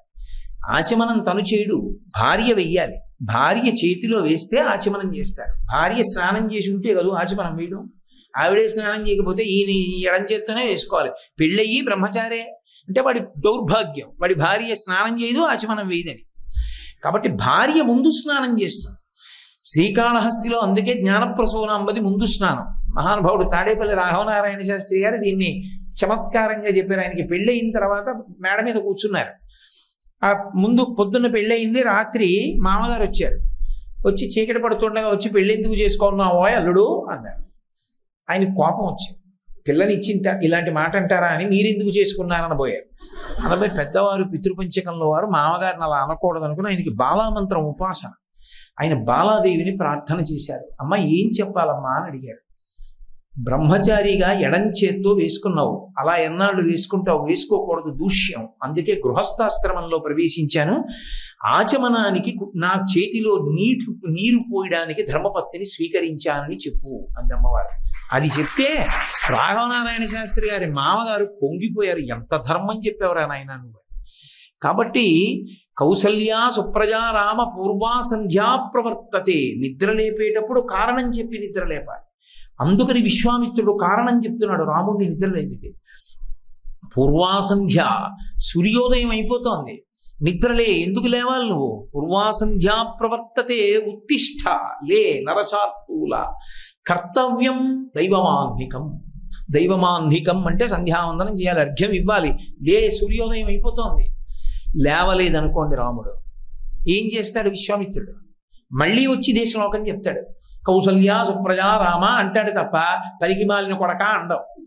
కౌసల్యా సుప్రజా రామ పూర్వా సంధ్యా ప్రవర్తతే ఉత్తిష్ట నరశార్దూల కర్తవ్యం దైవమాన్నికం అంటాడు. ఇలా ఎంతసేపు చెప్తాడు అంటే ప్రాతకాల సంధ్యావందనానికి ఎంత సమయం సూర్యోదయం తర్వాత అనుమతింపబడిందో అంతసేపు చెప్తాడు. రాముడు లేవలేదనుకోండి ఏమండం. మళ్ళీ మధ్యాహ్నం పడుకున్నాడు అనుకోండి మళ్ళీ ఇదే చెప్తాడు. మళ్ళీ మర్నాడు పడుకున్నాడు అనుకోండి, ఇదే చెప్తాడు. కర్తవ్యం అన్న మాటకు అర్థం ఏమిటో తెలుసా? అవతలవాడు దాని వలన మారాడా మారలేదా సంబంధం లేకుండా నీ పని నువ్వు చేసుకుని వెళ్ళిపోవడమే, అది కర్తవ్యం. ఏమంటే కోటేశ్వరారే, మీరు రామాయణము ఆర్షవాక్కులు అని ఉపన్యాసాలు చెప్పారు కదా, అందులో ఎంతమంది పట్టుకున్నారండి అని నన్ను అడిగారు అనుకోండి, నా కర్తవ్యం నేను చేశానండి అని చెప్తాను. నీ చెయ్యవలసింది నేను చేశాను. మీ కర్తవ్యం, ఎవరి కర్తవ్యం వాళ్ళది. ఆర్షవాక్కు పట్టుకుని జీవితాన్ని దిద్దుకోవాలి. కర్తవ్యత నిష్ఠ. కర్తవ్యం పట్టుకుంటే శోకం ఉండదు. కర్తవ్యం వదిలేశాను అనుకోండి, బాధ్యత పెట్టుకున్నాను అనుకోండి, ఈ వచ్చిన వాళ్ళందరికీ ఆర్షవాక్కులు వచ్చాయా లేదా, ఆ శ్లోకం వచ్చిందా లేదా అని ఆడవాళ్ళందరినీ పిలిచి మొదటి రోజు నేను చెప్పినటువంటి ఆశీపురస్సర శ్లోకం వచ్చిందా అమ్మా అంటే ఎవరికి రాలేదు అన్నారు అనుకోండి, బెంగ పెట్టేసుకుని ఇంట్లో నేను విడిదిలోకి వెళ్ళిపోయి కుమిలిపోయాను అనుకోండి, ఏమిటి దానివల్ల ప్రయోజనం? అది బాధ్యత. అక్కర్లేంది నిత్యెత్తుకుంటే బాధ్యత. నువ్వు చెయ్యవలసింది చేసేసి ఊరుకుంటే కర్తవ్యం. కర్తవ్యాన్ని పట్టుకున్నవాడు పైకి ఎక్కుతాడు, బాధ్యతని పెట్టుకున్నవాడు సముద్రంలో పడతాడు, ఇక లేవడం. ఎందుకు అక్కర్లేని విషయం? కర్తవ్యం, నువ్వు చెయ్యవలసినది చేసుకుంటూ వెడుతున్నావా, అందుకే ఉండేదేది కర్తవ్యత నిష్ఠ ఒక్కటే. ఇప్పుడు కర్తవ్యము వలన వచ్చే ప్రథమ ప్రయోజనం ఏమి అంటే శోకం ఉండదు. కోపము లేదు కాబట్టి శోకము లేదు. ఎందుకు? ఎవరి మీద ఎందుకు కోపం? నే చేసేది చేశాను, అవతలవాడు సరిగ్గా అర్థం చేసుకోలేదు అనుకోండి, ఇంకా చెయ్యాలి ఆయన, మాకు చేయలేదు ఇంకా అన్నాడు అనుకోండి, ఓ నవ్వి వదిలిపెడతాం. ఎందుకని? ఈశ్వర, వాడికి నా కర్తవ్యం తెలియలేదు, నేను చేశానా లేదా? చేశాను, నీకు తెలుసు, నాకు తెలుసు. నా కర్తవ్యం నేను చేశానన్న విషయం వాడి ఎరుకలోకి వచ్చేటట్టుగా వాడికి నువ్వు అనుగ్రహం చెయ్యి అని ఓ నమస్కారం చేసి వదిలేస్తాడు. ఇప్పుడు వాడు నన్ను అలా అంటున్నాడు ఏమిటండి అని మీరు బాధపడ్డారనుకోండి, బాధ్యత కుంగిపోతారు. కర్తవ్యం మీరు చేయవలసింది మీరు చేసుకుంటూ వెళ్ళారనుకోండి, జీవితం అభ్యున్నతి పథంలోకి వెడుతుంది. లేకపోతే బాధ్యత అన్నది పెట్టుకున్నారనుకోండి, ఎవరి కోసం ఎన్నాళ్ళు ఏడుస్తూ కూర్చుంటారు, ఎవరి కోసం మీ జీవితం పాడు చేసుకుంటారు ఎవరికి తెలుసు? నిత్యమా జీవితము నీటిపై బుడగ పేలినట్టు పేలిపోతుంది. ఆ తర్వాత నిన్ను ధరించేవాడు ఎవరు? ఆ ఏడిచిన వాడు అప్పుడు ఇంకో మాట కూడా అంటాడు, పోయినవాడు పోయాడు, తీరా బీరువా తీస్తే గట్టిగా 4 రూపాయలు లేవు అంటాడు. ఏడిచేవాడు ఎప్పుడూ ఏడుస్తూనే ఉంటాడు. వాడి కోసం నువ్వు ఏడుస్తూ ఎక్కడ కూర్చుంటావు? నీ కర్తవ్యం నువ్వు చేసుకుంటూ వెళ్ళిపో, అంతే. కర్తవ్యత నిష్ఠ శోకమును కోపమును దగ్గరకు రానివ్వదు. ఓ నవ్వి వదిలేస్తావు. ఇంకా నీకు ఆర్తి కలిగితే పరమేశ్వరాయనికి తెలిసేటట్టు చెయ్యి, అంతే. ఒక్క మాట అయిపోయింది. తప్పించి అయితే మరి కోపం ఉండకూడదా అండి అంటే, వీలైతే నేను ఆ కోపం గురించి ఇంకో రోజు ప్రసంగంలో చెప్తా. రామాయణంలో దాని గురించి అసలు కోపం అన్న దాని మీద రామాయణంలో ఎంత అద్భుతంగా మాట్లాడారో చెప్తాను రోజు. అయ్యి బాబోయ్, కోపం మీద ఇంత శాస్త్రం అనుకుంటారు, అంత విశేషంగా మాట్లాడారు రామాయణంలో. కాబట్టి కర్తవ్యం దైవమాన్నికం, కర్తవ్యతా దృష్టితో ఎవడు నిలబడతాడో వాడికి శోకం అంటదు. ఎవడికి కర్తవ్యత దృష్టి ఉండదో వాడు శోకమునకు వశుడవుతాడు. తేడా ఎక్కడొస్తుందంటే, దశరథ మహారాజు గారు ఈ కర్తవ్యత నిష్ఠ దగ్గర నిలబడలేకపోయాడు. ఈ నిలబడలేకపోవడం అనేటటువంటి ప్రమాదం ఎక్కడికి తెచ్చింది అంటే చచ్చిపోయాడు ఆయన. ఆ మరునాడు ఉదయం కౌసల్యాదేవి గృహంలో ఆవిడ పాపం బాధపడింది, పడుకున్నాడు. అర్ధరాత్రి తెలివచ్చింది. శోకం కదండి, రాముడు వెళ్ళిపోయాడు, బాధ ఆయనకి. 14 ఏళ్ళు ఎప్పటికవుతాయి ఇదే బాధ. అప్పటికి 5 రోజులు అయింది రాముడు వెళ్ళి. 5 రోజులు 5 ఏళ్లలా గడిచాయింది కౌసల్య. ఈ మాట మనం ఇప్పటికీ అంటాం, 3 రోజులు 3 ఏళ్లలా ఉందండి అంటాం. మనకి ఇష్టమైన వ్యక్తి దూరంగా ఉంటే, మనకి కష్టమైన వ్యక్తి వెళ్ళిపోయాడు అనుకోండి, అమ్మయ్యా అంటాం. సుఖ దుఃఖములు 2 మనసులోంచి వస్తాయి. శోకమును పొందుట, శోకమునకు దూరమగుట, కష్టము సుఖము. కాబట్టి 5 ఏళ్ళు అయినట్టుంది, ఇంకా 14 ఏళ్ళ అన్నాడు. అని కౌసల్య అన్నాడు. ఆవిడ పాపం ఏడిచి పడుకుంది. కౌసల్య వింటూ ఉందనుకున్నాడు. అనుకుని ఇప్పుడు జ్ఞాపకానికి వచ్చింది కౌసల్య, నేను ఎందుకు రాముడు గురించి ఏడుస్తున్నానో, ఇలా ఎందుకు జరిగిందో అని తన చిన్ననాటి వృత్తాంతం చెప్పాడు. తను బాణం వేయడం, మునిబాలకుడి మీదగా మునిబాలకుడు చనిపోవడం, ఈ విశేషాలన్నీ చెప్పాడు. చెప్పి చచ్చిపోయాడు ఏడిచి. చిత్రం ఏమిటంటే, ఆయన చెప్తున్నాడు, ఏడుస్తున్నాడు, చచ్చిపోతున్నాడని విన్నవాళ్ళు లేరు. అయోధ్యకాండలో దశరథ మరణం వింటే శోకానికి వశుడైపోయిన వాడి జీవితం ఇంత దుర్భరంగా వెళ్ళిపోతుందా అనిపిస్తుంది. చచ్చిపోయాడని కూడా తెలియదు. వందిమాగతులు వచ్చి మరునాడు రాజద్వారం బయట నిలబడి స్తోత్రం చేశారు రాజుగారికి. కదలిక లేదు. కౌసల్య లేచింది. మహారాజా, వందిమాగతులు వచ్చారు, ఇంత స్తోత్రం చేస్తున్నారు, లేవరే అని కనిపింది. కొయ్యబారిపోయి ఉన్నాడు. అప్పుడు ఏడిచారు, తైలద్రోణిలో పెట్టారు శరీరాన్ని. ఆఖరికి ఏమిటి, కొడుకు కూడా దగ్గర లేడు. లేకపోతే భరతుడిని తీసుకురావడం కోసం తైలద్రోణిలో ఉంచారు శరీరాన్ని. ఉంచి వశిష్ఠ మహర్షి కబురు చేశారు భరతుడిని రమ్మని.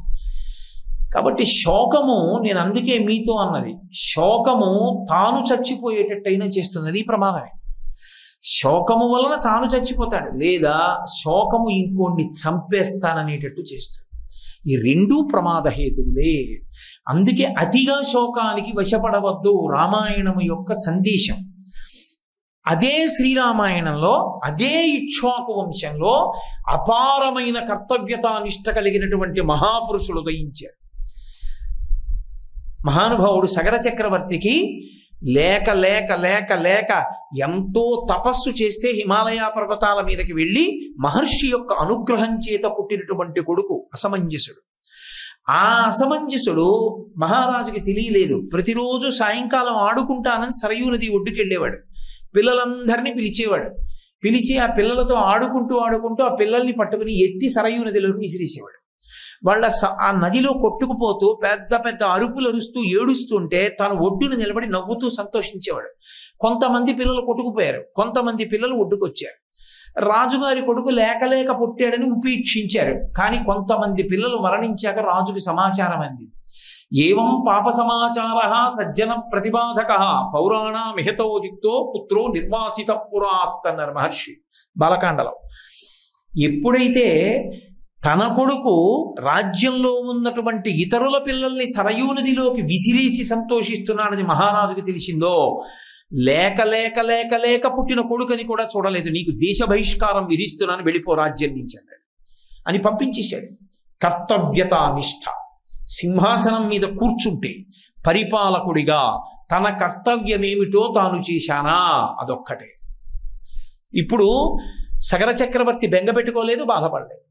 నేను నా కర్తవ్యం చేశానా లేదా, వాడు ఉండవలసినట్లు వాడు లేడు, నేను ప్రేమతో వాడిని అక్కున చేర్చుకుంటే నేను రాచరికానికి తగిన వాడను కాను, అందుకే నేను వాడిని దేశ బహిష్కారం వేస్తున్నాను అన్నాడు. కొడుకుని పంపించేశాడు. అసమంజసుడిని పంపించి అసమంజసుడి కొడుకు అంశుమంతుణ్ణి తన దగ్గర ఉంచుకున్నాడు. అంతటి కర్తవ్యత నిష్ట కలిగిన మహాత్ములు ఉదయించారు. ఎక్కడుంటుందంటే విచిత్రం, శోకానికి వశుడైపోవడం ఒకెత్తు. శోకానికి నువ్వు వశుడవైపోతున్నావని ఎవరైనా చెప్పినప్పుడు వెంటనే జాగ్రత్త పడి పరమ ప్రమాదకరమైన దాంట్లోకి వెళ్ళిపోతున్నానని బయటికి వచ్చేయడం ఒకెత్తు. శోకమునకు వశుడు కావడం తప్పు కాదు, ఎందుకంటే తనకి తెలిసి వశుడు అవడం. వశుడైపోతున్నా శోకించవద్దు అని చెప్పారనుకోండి, శోకించకుండా ఉండగలగాలి. అసలు నేను ఒక మాట మీతో చెప్పవలసి వస్తే, సమస్త శాస్త్రముల యొక్క హితోపదేశము శోకించవద్దు. భగవద్గీతలో అర్జునుడికి కృష్ణ పరమాత్మ చెప్పింది ఏమిటి? ఎందుకయా ఏడుస్తావు, ఏడవద్దు అని కదా ఆయన చెప్పినా అదే చెప్పాడు. అందుకని రామచంద్రమూర్తి అంతటి వారు కూడా రామాయణంలో ఈ శోకానికి వశుడయ్యాడు. ఒకప్పుడు దశరథ మహారాజు గారు చచ్చిపోయాడని వార్త వచ్చింది, అరణ్యంలో ఉండగా ఏడిచాడు, కానీ శోకమునకు వశుడు కాలేదు. అందుకే కర్తవ్యం చేశాడు. జలాంజలులు ఇస్తున్నాను అన్నాడు. వెంటనే నీళ్లు పట్టుకుని ఉదకతర్పణం చేశాడు. తను ఏది తింటున్నాడో దానితో తద్దినం పెట్టాలి. తను గారపిండి తింటున్నాడు, అందుకని గారపిండి ముద్దలతో తద్దినం పెట్టాడు తండ్రికి. ఎక్కడ శోకానికి వశుడైపోయాడో తెలుసా? దేవతలు పెట్టిన పరీక్ష. రాజ్యం పోయింది, శోకమునకు వశుడు కాలేదు. తండ్రి చనిపోయాడు, శోకమునకు వశుడు కాలేదు. ఏం చేస్తే శోకానికి వశుడైపోతాడు? 13 ఏళ్ళు అయిపోతున్నాయి, వెనక్కి తిరిగి వచ్చేస్తాడు. ధర్మమూర్తి. రావణ సంహారం ఎలా అవుతుంది? రాముడికి కోపం రావాలంటే, రాముడు అదుపు తప్పిపోవాలంటే ఏం చేస్తే జరుగుతుంది, ఏ కారణానికి కోపం పట్టుకుంటాడు అన్నది చూడాలనుకున్నారు. సీతమ్మ జోలికెడితే వాళ్ళకి అనుమానం వచ్చింది, అందుకు పంపించారు కాకాసురుడిని. యథార్థంగా అదే జరిగింది అరణ్యకాండం. అప్పటి వరకు ఎప్పుడు శోకమునకు వశుడవనటువంటి రామచంద్రమూర్తి సీతమ్మ తల్లి యొక్క అపహరణము జరిగిన తర్వాత శోకమునకు వశుడైపోయాడు. గోదావరిని అడిగాడు, ఏది సీతమ్మ, ఎవరు తీసుకెళ్లారు, ఎటు తీసుకెళ్లారు చెప్పమన్నాడు. గోదావరి పలకలేదు రావణాసురుడికి భయపడి ఎక్కడ తనని నిగ్రహిస్తాడో అని. పర్వతములు చెప్పలేదు, చెట్లు చెప్పలేదు, ఇతర ప్రాణులు చెప్పలేదు, ఆఖరికి నోరు లేని మృగాలు చెప్పేశాయి రాముడి బాధ చూడలేక. అవి మోరలెత్తి అరుస్తూ దక్షిణ దిక్కుకు పరిగెత్తాయి. ఓ ఈ సూచనని బట్టి రావణాసురుడు దక్షిణ దిక్కుగా సీతమ్మని తీసుకుపోయాడని రాముడు గ్రహించాడు. ఎవ్వరూ చెప్పలేదు. చెప్పకపోతే రాముడికి కోపం వచ్చేసింది. సీతమ్మ కనపడలేదన్న శోకంలోంచి వచ్చిన కోపానికి వశుడైపోయి ఎన్నడూ ఆయన నోటి వెంట రాని మాటలు కొన్ని వచ్చేసాయి అరణ్యకాండలో. యథాజరా యథామృత్యు. లోకంలో ముసలితనం రాకుండా ఆపడం ఎవడికి సాధ్యం కాదు. ఏదో జుట్టుకి రంగంటే వేస్తాడేమో కానీ వృద్ధాప్యం రాకుండా ఎక్కడికెడుతుంది. కాబట్టి ముసలితనం వచ్చేస్తుంది. అలాగే మరణం రాకుండా ఎవడు ఆపుకోగలడు? ఎవడూ ఆపుకోలేడు. యథాకాలో, కాలము కదిలిపోకుండా ఎవడాపగలడు? నాకు ఇష్టమని ఈ క్షణాన్ని ఆపలేను, నాకు ఇష్టం లేదని వేరొక క్షణాన్ని రాకుండా ఉంచలేను. కాలము నడిచి వెళ్ళిపోతుంది అంతే. యథాకాలో యథావిధి. విధి అంటే పరమేశ్వరుడు ఏది జరగాలని సంకల్పం చేశాడో దాన్ని ఆపడం ఎవరికీ సాధ్యం కాదు. ఏతత్తు నియతం సర్వం మయచానుత్తమం యశాహ. ఇన్నాళ్ళు నాకు కీర్తి ఉంది లక్ష్మణ, వృద్ధాప్యాన్ని ఆపలేనట్టు, మృత్యువుని ఆపలేనట్టు, కాలాన్ని ఆపలేనట్టు, విధిని ఆపలేనట్టు నన్ను ఇప్పుడు ఎవరు ఆపలేరు. సీతమ్మ యొక్క జాడ చెప్పలేదు కాబట్టి, నాకింత శోకం కలిగింది కాబట్టి ఎవరూ సుఖంగా ఉండడానికి వీల్లేదు ఈ లోకంలో. నా నారాచ బాణములతో ఈ లోకాన్నంతటినీ కట్టేస్తున్నాను. ఇక దేవతల దగ్గర నుంచి మనుష్యుల వరకు, పక్షుల వరకు ఎవరూ కదలడానికి వీల్లేదు. లోకాలన్నిటినీ లయం చేస్తున్నాను. నేను ఓర్పు పడితే చేతకాని వాడిని అనుకుంది సృష్టి. ఓర్పుకి చేతకానితనానికి ఉన్న తేడా ఏమిటో చెప్పాలనుకుంటున్నానని కోదండం తీసుకున్నాడు. చూశాడు మహానుభావుడు లక్ష్మణస్వామి. అమ్మో, అన్నయ్య శోకానికి వశుడైపోయాడు. ఈ శోకంలోంచి అన్నయ్య కోపం లోకాల్ని లయం చేసినా చేసేస్తుంది అనుకున్నాడు. గబగబా వచ్చి కాళ్ళ మీద పడిపోయి అన్నయ్య పురాభూత్వా మృదుర్దాంతః సర్వభూతహితేరతః నక్రోధవశమాపన్న ప్రకృతిం మాతుమర్హసి. అన్నయ్య, నీ స్వభావం ఇది కాదు. నువ్వు చాలా దయ కలిగినటువంటి వాడివి. నువ్వు శోకాన్ని దగ్గరికి రానిచ్చేటటువంటి వాడివి కావు. కర్తవ్యతానిష్టతో ఉండేటటువంటి వాడివి. అటువంటి వాడివి పురాభూత్వా మృదుర్దాంతః, ఎంతో మృదువైన స్వభావంతో సర్వభూత హితేరతః, సర్వభూతముల యొక్క హితాన్ని కోరుకునేవాడివి. అటువంటి నువ్వు ఇవాళ నక్రోధ వశమాపన్న. ఇంత క్రోధం వచ్చింది ఏటనయా నీకు? వదిన కనపడలేదని ఆ శోకంలోంచి ఇంత కోపమా? ప్రకృతిని హాతుమర్హసి. నువ్వు ఈ ప్రకృతిని అంతటినీ లయం చేసేస్తావా ఏమి? ఏకస్యనాపరాధేన లోకాన్ హంతుర్హార్హసి. ఎవడో ఒక్కడనయా సీతమ్మను అపహరించింది. వదినిని అపహరించిన వాడెవరో వాణ్ణి వెతికి చంపుదాం. అది మన మన మన క్షాత్రధర్మం. వాడెవరో తెలియలేదు కాబట్టి, ఎవరూ చెప్పలేదు కాబట్టి లోకాలన్నిటినీ లయం చేసేస్తావా? ఎందుకనయా గురువులు నీకు ధనుర్వేదం ఇచ్చింది? చేయవచ్చాలాగా. పడిపోయాడంతే కాళ్ళ మీద. చంద్రే లక్ష్మీ. అలాగే చంద్రే లక్ష్మీ ప్రభా సూర్యే ప్రభా గతిర్వాయౌ భువి క్షమాహ ఏతత్తు నియతం సర్వం తయచానుత్తమం యశాహ. చంద్రుడు అంటే కాంతి, చల్లటి కాంతి వస్తుంది. సూర్యుడు అంటే వెలుతురు వేడి వస్తాయి. వాయువు అంటే కదులుతుంది. భూమి ఓర్పు. రాముడు కీర్తి. త్వైచానుత్తమం యశాహ. నీ రాముడు అన్న పేరు చెప్తే లోకం అంతా ఓ మాట అంటుంది, మర్యాదా పురుషోత్తముడు అంటే. అంతటి కీర్తి గణించిన వాడివి. స్వచ్ఛమైన కీర్తి. కర్తవ్యతానిష్టతో ఉండడం తప్ప చేతిలో అస్త్రాలు ఉన్నాయని ఎవరి మీద పడితే వాళ్ళ మీద ప్రయోగించమని పేరు. అటువంటి వాడివి ఇవాళ శోకానికి వశుడవైపోయి అన్నయ్య ప్రకృతిని అంతటినీ పాడు చేస్తావా అని అడిగాడు. అంతే. వెంటనే తమ్ముడా, నువ్వు చెప్పింది సత్యం. ఎవడు సీతాపహరణం చేశాడో వాణ్ణి వెతుకుదాం, వాణ్ణి సంహారం చేద్దాం పద అని బయలుదేరాడు. జటాయువు కనబడ్డాడు. నేను ఎందుకు మనవి చేస్తున్నానంటే, శోకమునకు వశుడైపోవడం ఒకెత్తు. తాను శోకమునకు వశుడైనప్పటికీ ఆ శోకమునకు వశుడైనప్పుడు అవతల వారు వచ్చి ఒక మాట చెప్పినప్పుడు దాంట్లోంచి పైకి రాగలిగిన ప్రజ్ఞ ఒకెత్తు. ఆ ప్రజ్ఞ ఉన్నవాడు నిలదొక్కుంటాడు. మళ్ళీ ఆ నిలదొక్కుకోలేకపోతే దానికి వశుడయ్యాడో అదేం సంతోషకారకం కాదు. దాని వలన కొంతకాలానికి తానే పడిపోతాడు.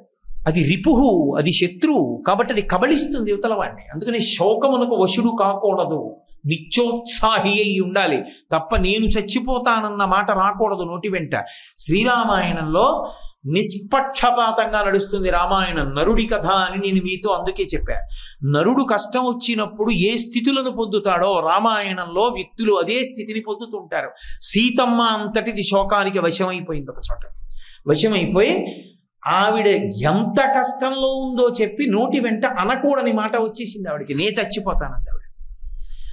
అరణ్యకాండలోనే సుందరకాండలోకి వెళ్ళేటప్పటికీ సీతమ్మ తల్లి ఒక మాట అంది, నూనం సకాలో మృగరూపధారి మామల్ప భాగ్యాం లులుబేతదానీం యత్రార్యపుత్ర విసర్జమూఢ రామానుజం లక్ష్మణ పూర్వజంచ అంది. అరే, ఇన్ని కష్టాలు పడుతున్నాను, చుట్టూ రాక్షస స్త్రీలు నిలబడ్డారు, నేను బ్రతికుండగానే నా శరీర అవయవాల్ని వాటా వేసేసుకుంటున్నారు. రావణాసురుడికి వెళ్ళి ఆ కాంత చచ్చిపోయిందని చెప్దాం, తినేయండి అంటాడు. ముక్కలు చేసుకు తినేద్దాం, కళ్ళు తెచ్చుకుందాం, నికుంభల నృత్యం చేద్దాం, చేసి ఈవిడ యొక్క మాంసాన్ని తిందామని ఒకళ్ళు నా కడుపు కావాలన్నారు, ఒకళ్ళు ఆవిడ తొడలు కావాలన్నారు, ఒకళ్ళు గుండెలు కావాలన్నారు, ఒకళ్ళు ప్లీహము కావాలన్నారు, ఒకళ్ళు ఊపిరితిత్తులు కావాలన్నారు. తర్వాత దెబ్బలాడుకోవద్దు, ఇప్పుడే వాటాలని వాటాలు వేసేసుకున్నారు. అంత అవన్నీ విని బాధ చెందిన ఆవిడ ఎంత శోకాన్ని పొందిందంటే అది రాక్షసత్వం అంటే. అక్కడ తాను కోరుకున్నట్టు బ్రతకడానికి ఉండదు, అటువంటి బ్రతుకు లేక చావడానికి ఉండదు. కాబట్టి ఇప్పుడు ఆవిడ ఆ కష్టంలో ఆ శోకాన్ని తట్టుకోలేక ఒక మాట అంది, నూనం సకాలో మృగరూపధారి మామల్పభాగ్యాం లులుబేతదానీం యత్ర ఆర్యపుత్ర విసర్జమూఢ రామానుజం లక్ష్మణ పూర్వజంచ. నేను మోసపోయాను, కాలము నన్ను లోభపెట్టింది మృగరూపంలో వచ్చి. లేకపోతే అరణ్యవాసం అంతా అయిపోయి ఇంకా ఇంటికి వెళ్ళిపోయే సమయం ఆసన్నం అవుతుంటే లక్ష్మణస్వామి చెప్పాడు, వద్దమ్మా అది మాయామృగం అమ్మా అని చెప్పాడు, మారీచుడని చెప్పాడు. అయినా పర్వాలేదు, చంపి కనీసం చర్మం పట్రా అంతఃపురంలో తగిలించుకుంటానది. ఏం చెప్పాలి, ఇంతమంది చెప్పినా వినకుండా నా బుద్ధి ఆ మాయామృగం వైపుకు వెళ్ళిపోయింది అంటే. కాబట్టి నూనం సకాలో మృగ రూపధారి మామల్ప భాగ్యం, నాకు భాగ్యమేది రాముడితో కలిసి ఉండడానికి, అందుకే నేను ఇలా విడిపోయాను. యత్రార్యపుత్ర విసర్జమూఢ రామానుజం లక్ష్మణ పూర్వజంచ. రామలక్ష్మణులు ఇద్దరినీ విడిచిపెట్టుకున్నాను. పోని రాముడిని విడిచిపెట్టి ఊరుకుందా? తీరా పర్ణశాలలోకి వచ్చిన తర్వాత రాముడి కంఠంతో మారీచుడు నడిచాడని లక్ష్మణస్వామిని పంపించేసి, లక్ష్మణస్వామిని పంపించేయడం వల్ల రావణాసురుడు అపహరించి తెచ్చాడు. కాలము మృగరూపంలో వచ్చి నన్ను లోభపెట్టి ఇంతటి శోకానికి గురి చేసింది. ఒక్క తప్పు ఎంత పని చేసింది! తను చేసిన ఒకే ఒక్క తప్పు, ఒకే ఒక్క కోరిక. మహాతల్లి అంతకాలం ఒక్కటి రాముణ్ణి అడిగింది లేదు. బాలేన రమతే సీత బాలచంద్ర నిభాలన రామ రామే గదీనాత్మ విజనేపి వనీసతి అని అరణ్యంలో కూడా రాముడితో కలిసి సంతోషంగా అయోధ్యలో ఉన్నట్టుంది తప్ప ఒక్కటి అడిగింది లేదు. ఆవిడ అడిగిందా? ఒక్క మృగాన్ని అడిగింది, కాంచన మృగాన్ని. ఇన్నాళ్ళు అడగని దాన్ని ఆ మృగాన్ని అడగడం ఏమిటి? వద్దు వద్దు అంటున్నా పట్టుపట్టడం ఏమిటి? పట్టు పట్టినందుకు నేను చేసిన తప్పుకి ఇదిగో ఇంత ప్రారంధం అనుభవిస్తున్నాను, ఆఖరికి నాకు ఇంకా బ్రతకాలని లేదు అని ఆవిడంది. ఆ కోపం వచ్చేస్తే శోకంలోంచి ఎంత మాటైనా వస్తుంది. ఆవిడంది, ఇంతకాలం నుంచి నేను నియమస్య ధర్మే పతివ్రతాత్వం విఫలం మమేదం కృతం కృతఘ్నేశ్వరం అనుషాణం అంది. కృతఘ్నుడైన వాడికి ఉపకారం చేస్తే వాడు మరిచిపోయినట్టుగా రాముణ్ణి ఉపాసన చేస్తూ నా భర్తయే నా దైవమని చెప్పి నియమాలు పాటిస్తూ భూమి మీద పడుకుని ఏక జటతో ఇంతకాలం నుంచి తపస్సు చేశాను. రాముడు అనుగ్రహించలేదు, రాలేదు. కృతఘ్నేశ్వరం అనుషాణం, కృతఘ్నుడికి ఉపకారం చేసినట్టు రాముడి గురించి నేను చేసిన ఉపాసన అంతా నశించిపోయింది. కాబట్టి నేను ఉండను అంది. అని శోకము ఎక్కడికి వెళ్ళిపోయిందంటే నేను చచ్చిపోతాను. సరే, కారణం ఏదవనివ్వండి. ఆవిడ చనిపోతానని నిర్ణయం తీసేసుకుని, చచ్చిపోవడానికి ఏముంది అక్కడ? వాడేం కత్తి ఇవ్వడు, కంప ఇవ్వడు చావడానికి. ఎందుకంటే ఆవిడ చావడం వాడికి ఇష్టం ఉండదు. ఎక్కడ విపరీత కామం ఉందో ఆ వస్తువుని వదులుకోవడానికి వాడు ఇష్టపడ్డాడు. అందుకని ఆవిడని చావనివ్వడు. అందుకే ఆవిడ చేసేది లేక ఉద్బధ్యవేణ్యుద్గ్రధనైన శీఘ్ర అహంగమిష్యామి యమస్య మూలం అని నేను యమస్థానానికి వెళ్ళిపోతున్నానని చెప్పి శాఖాగృహీత్వాథ నగస్యతస్య అక్కడ ఉన్నటువంటి పూచిన శిశుపావృక్షపు కొమ్మని కిందకి లాగి తన జటని తీసి ఉరిపోసేసుకుని కంఠం చుట్టూ తిప్పేసుకుని ఆ కొమ్మ కట్టేసింది. అంటే ఇప్పుడు కొమ్మ పైకి లేచిపోతే దానికి వేలాడిపోయి శరీరం వదిలిపెట్టేస్తారు. ఇంత ఉరిపోసేసుకుంటూ ఉంటే ఆవిడికి దైవానుగ్రహం ఉన్నది కనుక ఎక్కడో ఆవిడ చేసిన ఉపాసన ఫలించాలి. నరుడి కథగా విన్నప్పుడు అలాగే చెప్పవలసి ఉంటుంది. మహాపతివ్రత కాబట్టి ఆవిడ పాతివ్రత్యం ఎక్కడికి పోతుంది, ఆవిడని రక్షించాలి. అందుకే హనుమ కూడా మాట్లాడక ముందే ఆవిడకు శకునం కనపడింది. ఆవిడ యొక్క కన్ను ఎడం కన్ను అదిరింది. తస్యాశుభం వామరాళపక్ష్మ రాజీవృతం కృష్ణ విశాల శుక్లం ప్రసందతైకం నయనం సుకేశ్య మీనాహతం పద్మమివాభితామ్రం అన్నారు మహర్షి. ఆమె ఎడమకన్ను ఎదిరితే ఎడమకన్ను ఎదిరింది అని చెప్పలేదు మహర్షి. ఎక్కడో మంచి సరోవరం నిండా నీళ్లు, ఆ సరోవరంలో ఓ తామర పువ్వు, లోపలికి కాడ ఉంది, ఆ నీటి మీదకి పువ్వు ఉంది. ఇప్పుడు నీటి మీద పువ్వు ఉండి నీటి లోపలికి కాడ ఉంటే కాడ కనపడదు, పువ్వు కనపడుతుంది. ఈ నీటి లోపల ఉన్న కాడ పక్కకి అటుగా ప్రయాణిస్తూ వచ్చినటువంటి ఒక చేప నిలబడి మళ్ళీ వెళ్ళిపోయేటప్పుడు తోక ఇలా ఊపితే ఆ ఊపిన తోక కాడని తగిలితే ఆ కాడ మీద ఉన్న పువ్వు కదిలితే ఎంత అందంగా కదులుతుందో అమ్మవారి కన్నంత అందంగా కదిలిందన్నమాట. తస్యాశుభం వామరాళపక్ష్మ రాజీవృతం కృష్ణ విశాల శుక్లం ప్రసందతైకం నయనం సుకేశ్య మీనాహతం పద్మమివాభితామ్రం. సరే, మహానుభావుడు స్వామి హనుమ పైన ఉన్నారు కాబట్టి వెంటనే రామకథ చెప్పి ఆవిడికి మళ్ళీ జీవితం మీద ఆశ చిగురింపచేశారు. ఆమె పాతివ్రత్యం ఆవిడ్ని కాపాడి. కాబట్టి శోకమునకు బాగా వశుడైపోయాడా? ఎంతటి వాడు కూడా నేను చచ్చిపోతానంటాడు. ఏ సామాన్యులం లేదు రామాయణంలో ఈ మాట. సీతమ్మ అంతటిది అంది. సీతమ్మ కాదు, స్వామి హనుమన్నారు. అది విచిత్రం.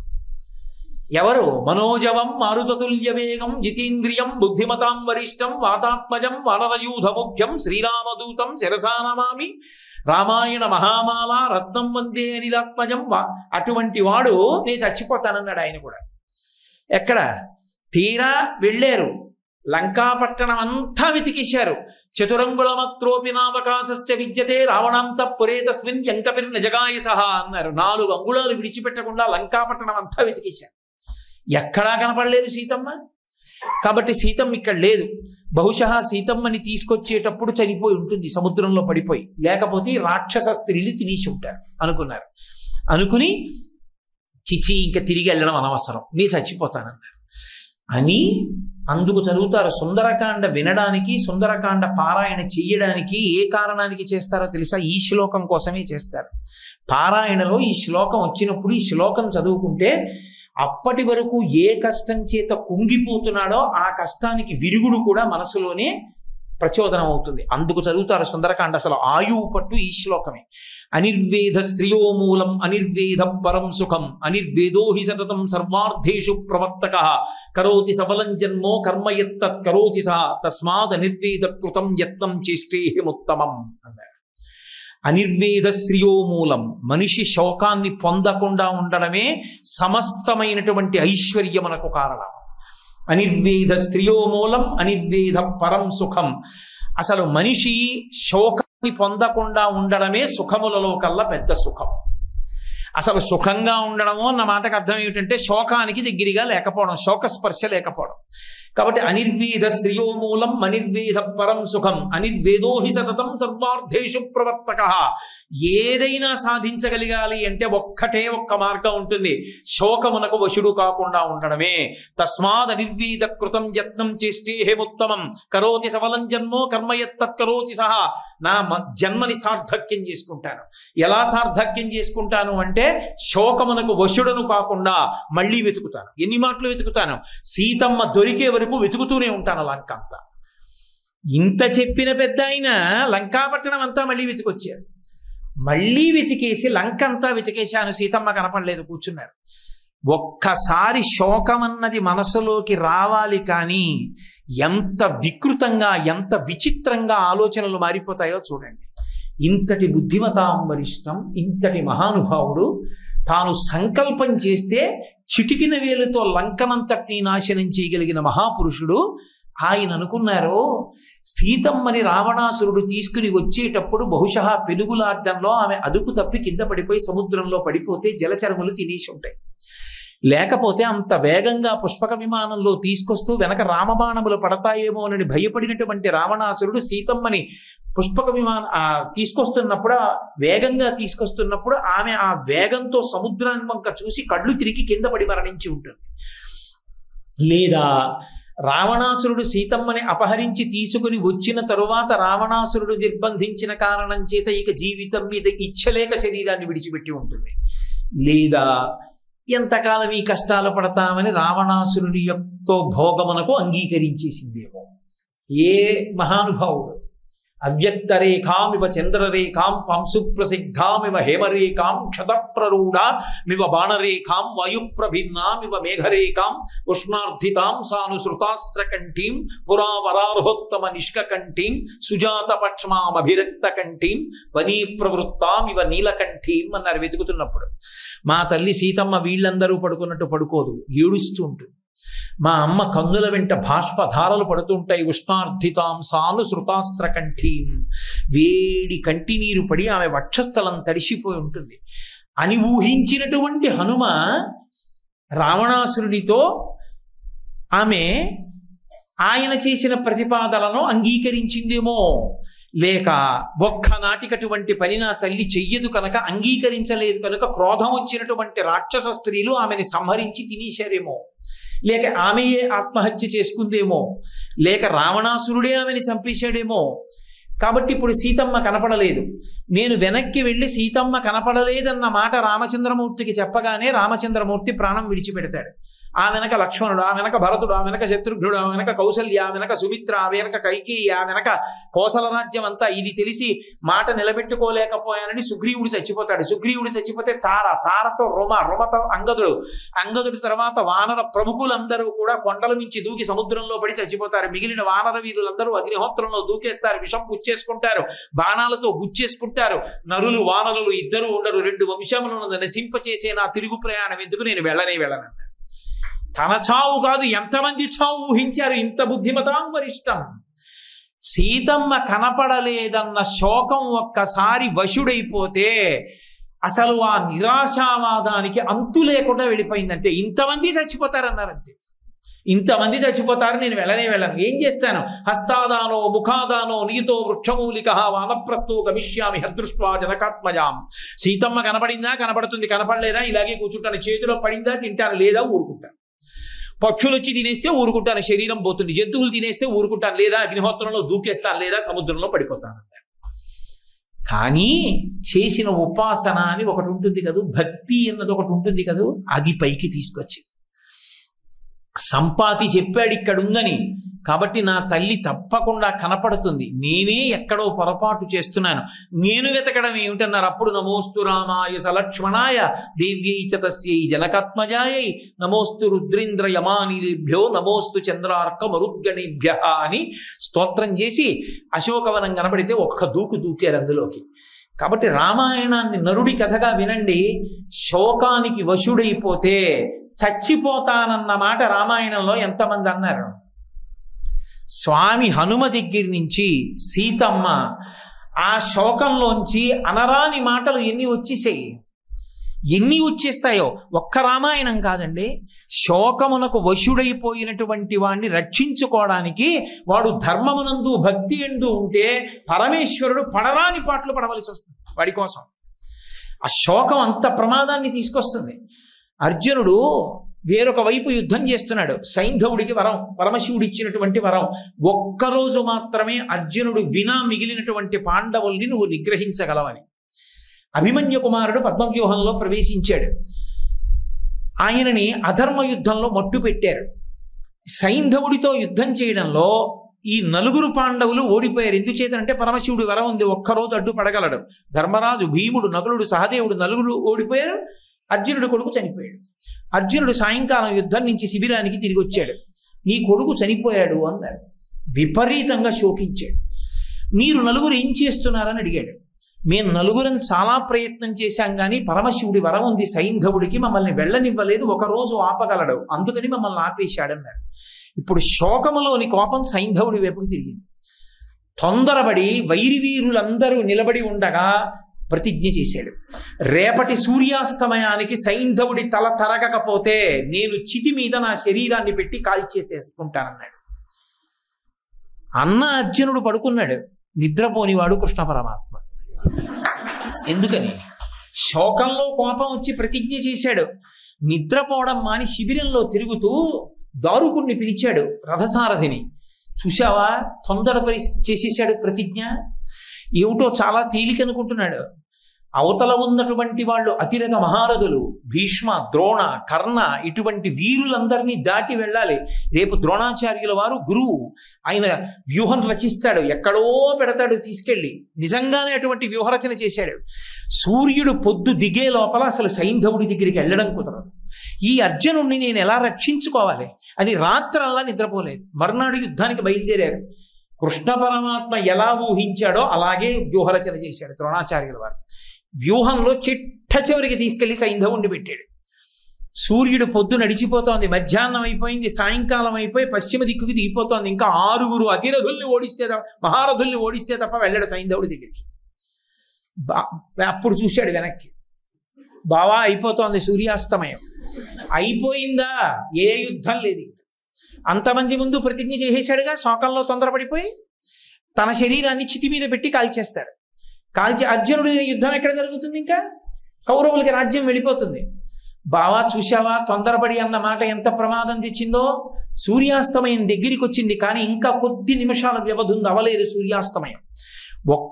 ఒక్క మార్గం ఉంది బావా, సూర్యాస్తమయం అయిపోయిందన్న భావన నేను కల్పిస్తాను, నువ్వు ఒక చిన్న చమత్కారం చేయి, సూర్యాస్తమయం అయిపోయింది, సైంధవుడు ఎక్కడా అను. అయిపోయిందనుకుని వాడు తలపైకి ఎత్తుతాడు, నేను మళ్ళీ సూర్యుడు కనపడేటట్టు చేస్తాను, తరిగే తల అన్నాడు అని మాయాతిమిరాన్ని సృష్టించాడు. నల్లటి మబ్బొచ్చి సూర్యుడిని కప్పింది. సూర్యాస్తమయం అయిపోయింది, సైంధవుడు ఎక్కడా అన్నారు. అనేటప్పటికి అమ్మయ్యా బతికిపోయాను అనుకుని వాడు తలపైకి ఎత్తి నిక్కి పైకి లేచాడు. లేవగానే బాణం వేసి తల కొట్టేశాడు. మాయాతిమిరాన్ని కృష్ణుడు తీసేశాడు. మళ్ళీ సూర్యప్రకాశం వచ్చింది. ఇంకా కొద్ది నిమిషాలు ఉంది, చచ్చిపోయాడు సైంధవుడు. బావా సైంధవుణ్ణి చంపడం అంత తేలిక కాదు, ఆ తల కింద పడకూడదు, బాణాలతో బంతులాడన్నాడు. అది బాణాలు పెట్టి ఆ తలని ఆకాశంలో తిప్పుతూనే ఉన్నాడు. బావా అలా తిప్పుతూ ఉండడం కాదు, ఎంతసేపు ఆడతావు? పాశుపతాస్త్రాన్ని ప్రయోగించి ఎక్కడో హిమాలయ పర్వతాల దగ్గర ఉన్నటువంటి శమంతక పంచకం దగ్గర సంధ్యావందనం చేసుకుంటూ అర్ఘ్యం ఇవ్వడానికి సిద్ధపడుతున్నటువంటి సైంధవుడి తండ్రి వృద్ధక్షత్రుడి చేతుల్లో పడేటట్టుగా తల కొట్టాడు. అది పాశుపతాస్త్రం కాబట్టి అభిమంత్రించి విడిచిపెట్టాడు. ఆ తలని తీసుకెళ్లి వృద్ధక్షత్రుడి చేతిలో పడేటట్టుగా కొట్టాడు. ఆయన చేతిలో పడింది, అర్ఘ్యం ఇచ్చేటప్పుడు చిచి తలకాయని ఇలా పడేశాడు, ఎవరిదో చూడకుండా, ఆయన కొడుకే. ఆ తల కింద పడగానే వృద్ధక్షత్రుడి తలకాయ 100 ముక్కలైపోయింది. ఎందుకని? ఆ వృద్ధక్షత్రుడికి కొడుకు పుట్టగానే అశరీరవాణి పలికింది. ఎవరి చేతిలో ఈ పుట్టినటువంటి పిల్లవాడు పెద్దవాడైన తర్వాత ఒక ఉత్తమ క్షత్రుడి చేతిలో తల తెగిపోతుందండి. తండ్రి కొడుకు మీద వ్యామోహంతో ఓ మాట అన్నాడు, ఎవడి చేతిలోంచి ఈ కొడుకు తల పడిపోతుందో వాడి తల 100 ముక్కలవుతుందన్నాడు. తెలుసు కాబట్టి కృష్ణ భగవానుడు పాశుపతాస్త్రంతో తండ్రి చేతిలోకి కొట్టించాడు. ఆ తండ్రే కింద పారేశాడు, 100 వక్కలైపోయింది తలకాయ. ఒక్కసారి శోకం ఆవహిస్తే ధర్మాన్ని నిలబెట్టడానికి, అర్జునుడిని రక్షించుకోవడానికి కృష్ణుడు ఎంత కష్టపడవలసి వచ్చిందో చూడండి. కోపం శోకం అంత తేలిక విషయాలు ఏం కావు. ధర్మరాజు అంతటి వాడు శోకానికి వశుడైపోయాడు మహాభారతంలో ఒకసారి. ఒకసారి ఇంతటి ధర్మరాజు, ఇంతటి యుధిష్ఠిరుడు అంత జాగ్రత్తగా ఉండేవాడు, ఎంత శోకాన్ని పొందాడో. కర్ణుడు చీల్చి చెండలేశాడు ధర్మరాజును రోజున. ఒళ్ళంతా దెబ్బలు తినేసి వచ్చి శిబిరంలో పాన్పు మీద పడిపోయాడు. అర్జునుడు వేరొక వైపు యుద్ధం చేస్తున్నాడు, తిరిగి వచ్చాడు కృష్ణుడితో కలిసి. కృష్ణుడి వంక చూసి చాలా బాధతో, కర్ణుడు నన్ను ఇవాళ ఇంత బాధ పెట్టాడు, యథార్థం అనుకుని నేను కర్ణుడికి వశుణ్ణైపోయాను, కానీ చంపకుండా వదిలేశాడు. ఇదిగో ఇలా పడిపోయాను, ఎంత అవమాన పడిపోయానో చూడు అని కృష్ణుడి వంక తిరిగి అన్నాడు. చేతిలో గాంధీవం పట్టుకున్న అర్జునుడు కర్ణుడిని ఇప్పటికీ చంపలేదు. ఎందుకు ఆ గాంధీవం చేతిలో? ఎవరికైనా ఇవ్వకూడదా, వాళ్ళు చంపుతారన్నాడు. వెంటనే అర్జునుడు అన్నాడు, బావా నాకు ప్రతిజ్ఞ ఉంది, ఎవరైనా సరే నా చేతి గాంధీవాన్ని వేరొకరికి ఇచ్చేయమంటే వాళ్ళని చంపేస్తాను అని ప్రతిజ్ఞ చేశానందుకుని ధర్మరాజుని చంపేయాలని కత్తి తీశాడు. గబగబా వచ్చి కృష్ణ పరమాత్మ పట్టుకుని, బాగుందయో ప్రతిజ్ఞ, ధర్మరాజుని చంపేస్తే ఇంకా యుద్ధం ఎందుకు, చంపకు, చంపినంత పనొకటి ఉంది. ఒక పని చెయ్యి, పెద్దలైనటువంటి వారిని నువ్వు అని ఏకవచన సంబోధన చేస్తే వాళ్ళని చంపేసినట్టే వేస్తారు ఖాతాలో. అందుకని ధర్మరాజు గారిని నువ్వు అని సంబోధించు అన్నాడు. ధర్మరాజు గారిని నువ్వు అన్నాడు అని, ఇప్పుడు నువ్వు ధర్మరాజుని చంపేసినట్టే, లేవండి ఇద్దరు అన్నాడు. అంటే అర్జునుడు అన్నాడు, లేదు నేను చచ్చిపోవాలన్నాడు. ఇప్పుడు నువ్వు చచ్చిపోవడం ఎందుకన్నాడు. అన్నయ్య ఇంతటి ధర్మాత్ముడు, మహానుభావుడు, పెద్దవాడు, ఆయన్ని పట్టుకుని నువ్వు అన్నాను కాబట్టి ఇప్పుడు అన్నయ్యని చంపిన ఫలితం నా ఖాతాలోకి వచ్చింది కాబట్టి నాకు బతకడం ఇష్టం లేదు, చచ్చిపోతానన్నాడు. మళ్ళీ ఇదేమిటి, నువ్వు చచ్చిపోతే యుద్ధం ఎలా జరుగుతుంది రా నాయన, నువ్వు చచ్చిపోయినంత ఫలితము జరగాలంటే నిన్ను నువ్వు ఒకసారి పొగిడేసుకో, నువ్వు చచ్చిపోయినట్టే. ఇప్పుడు అర్జునుడు మళ్ళీ తాను పొగుడుకున్నాడు.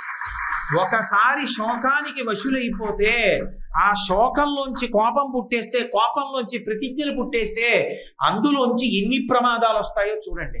అందుకే లోకంలో అందరికన్నా మహితాత్ముడు ఎవరు అంటే శోకాన్ని కూడా తట్టుకుని ధర్మానికి నిలబడగలిగిన వాడు.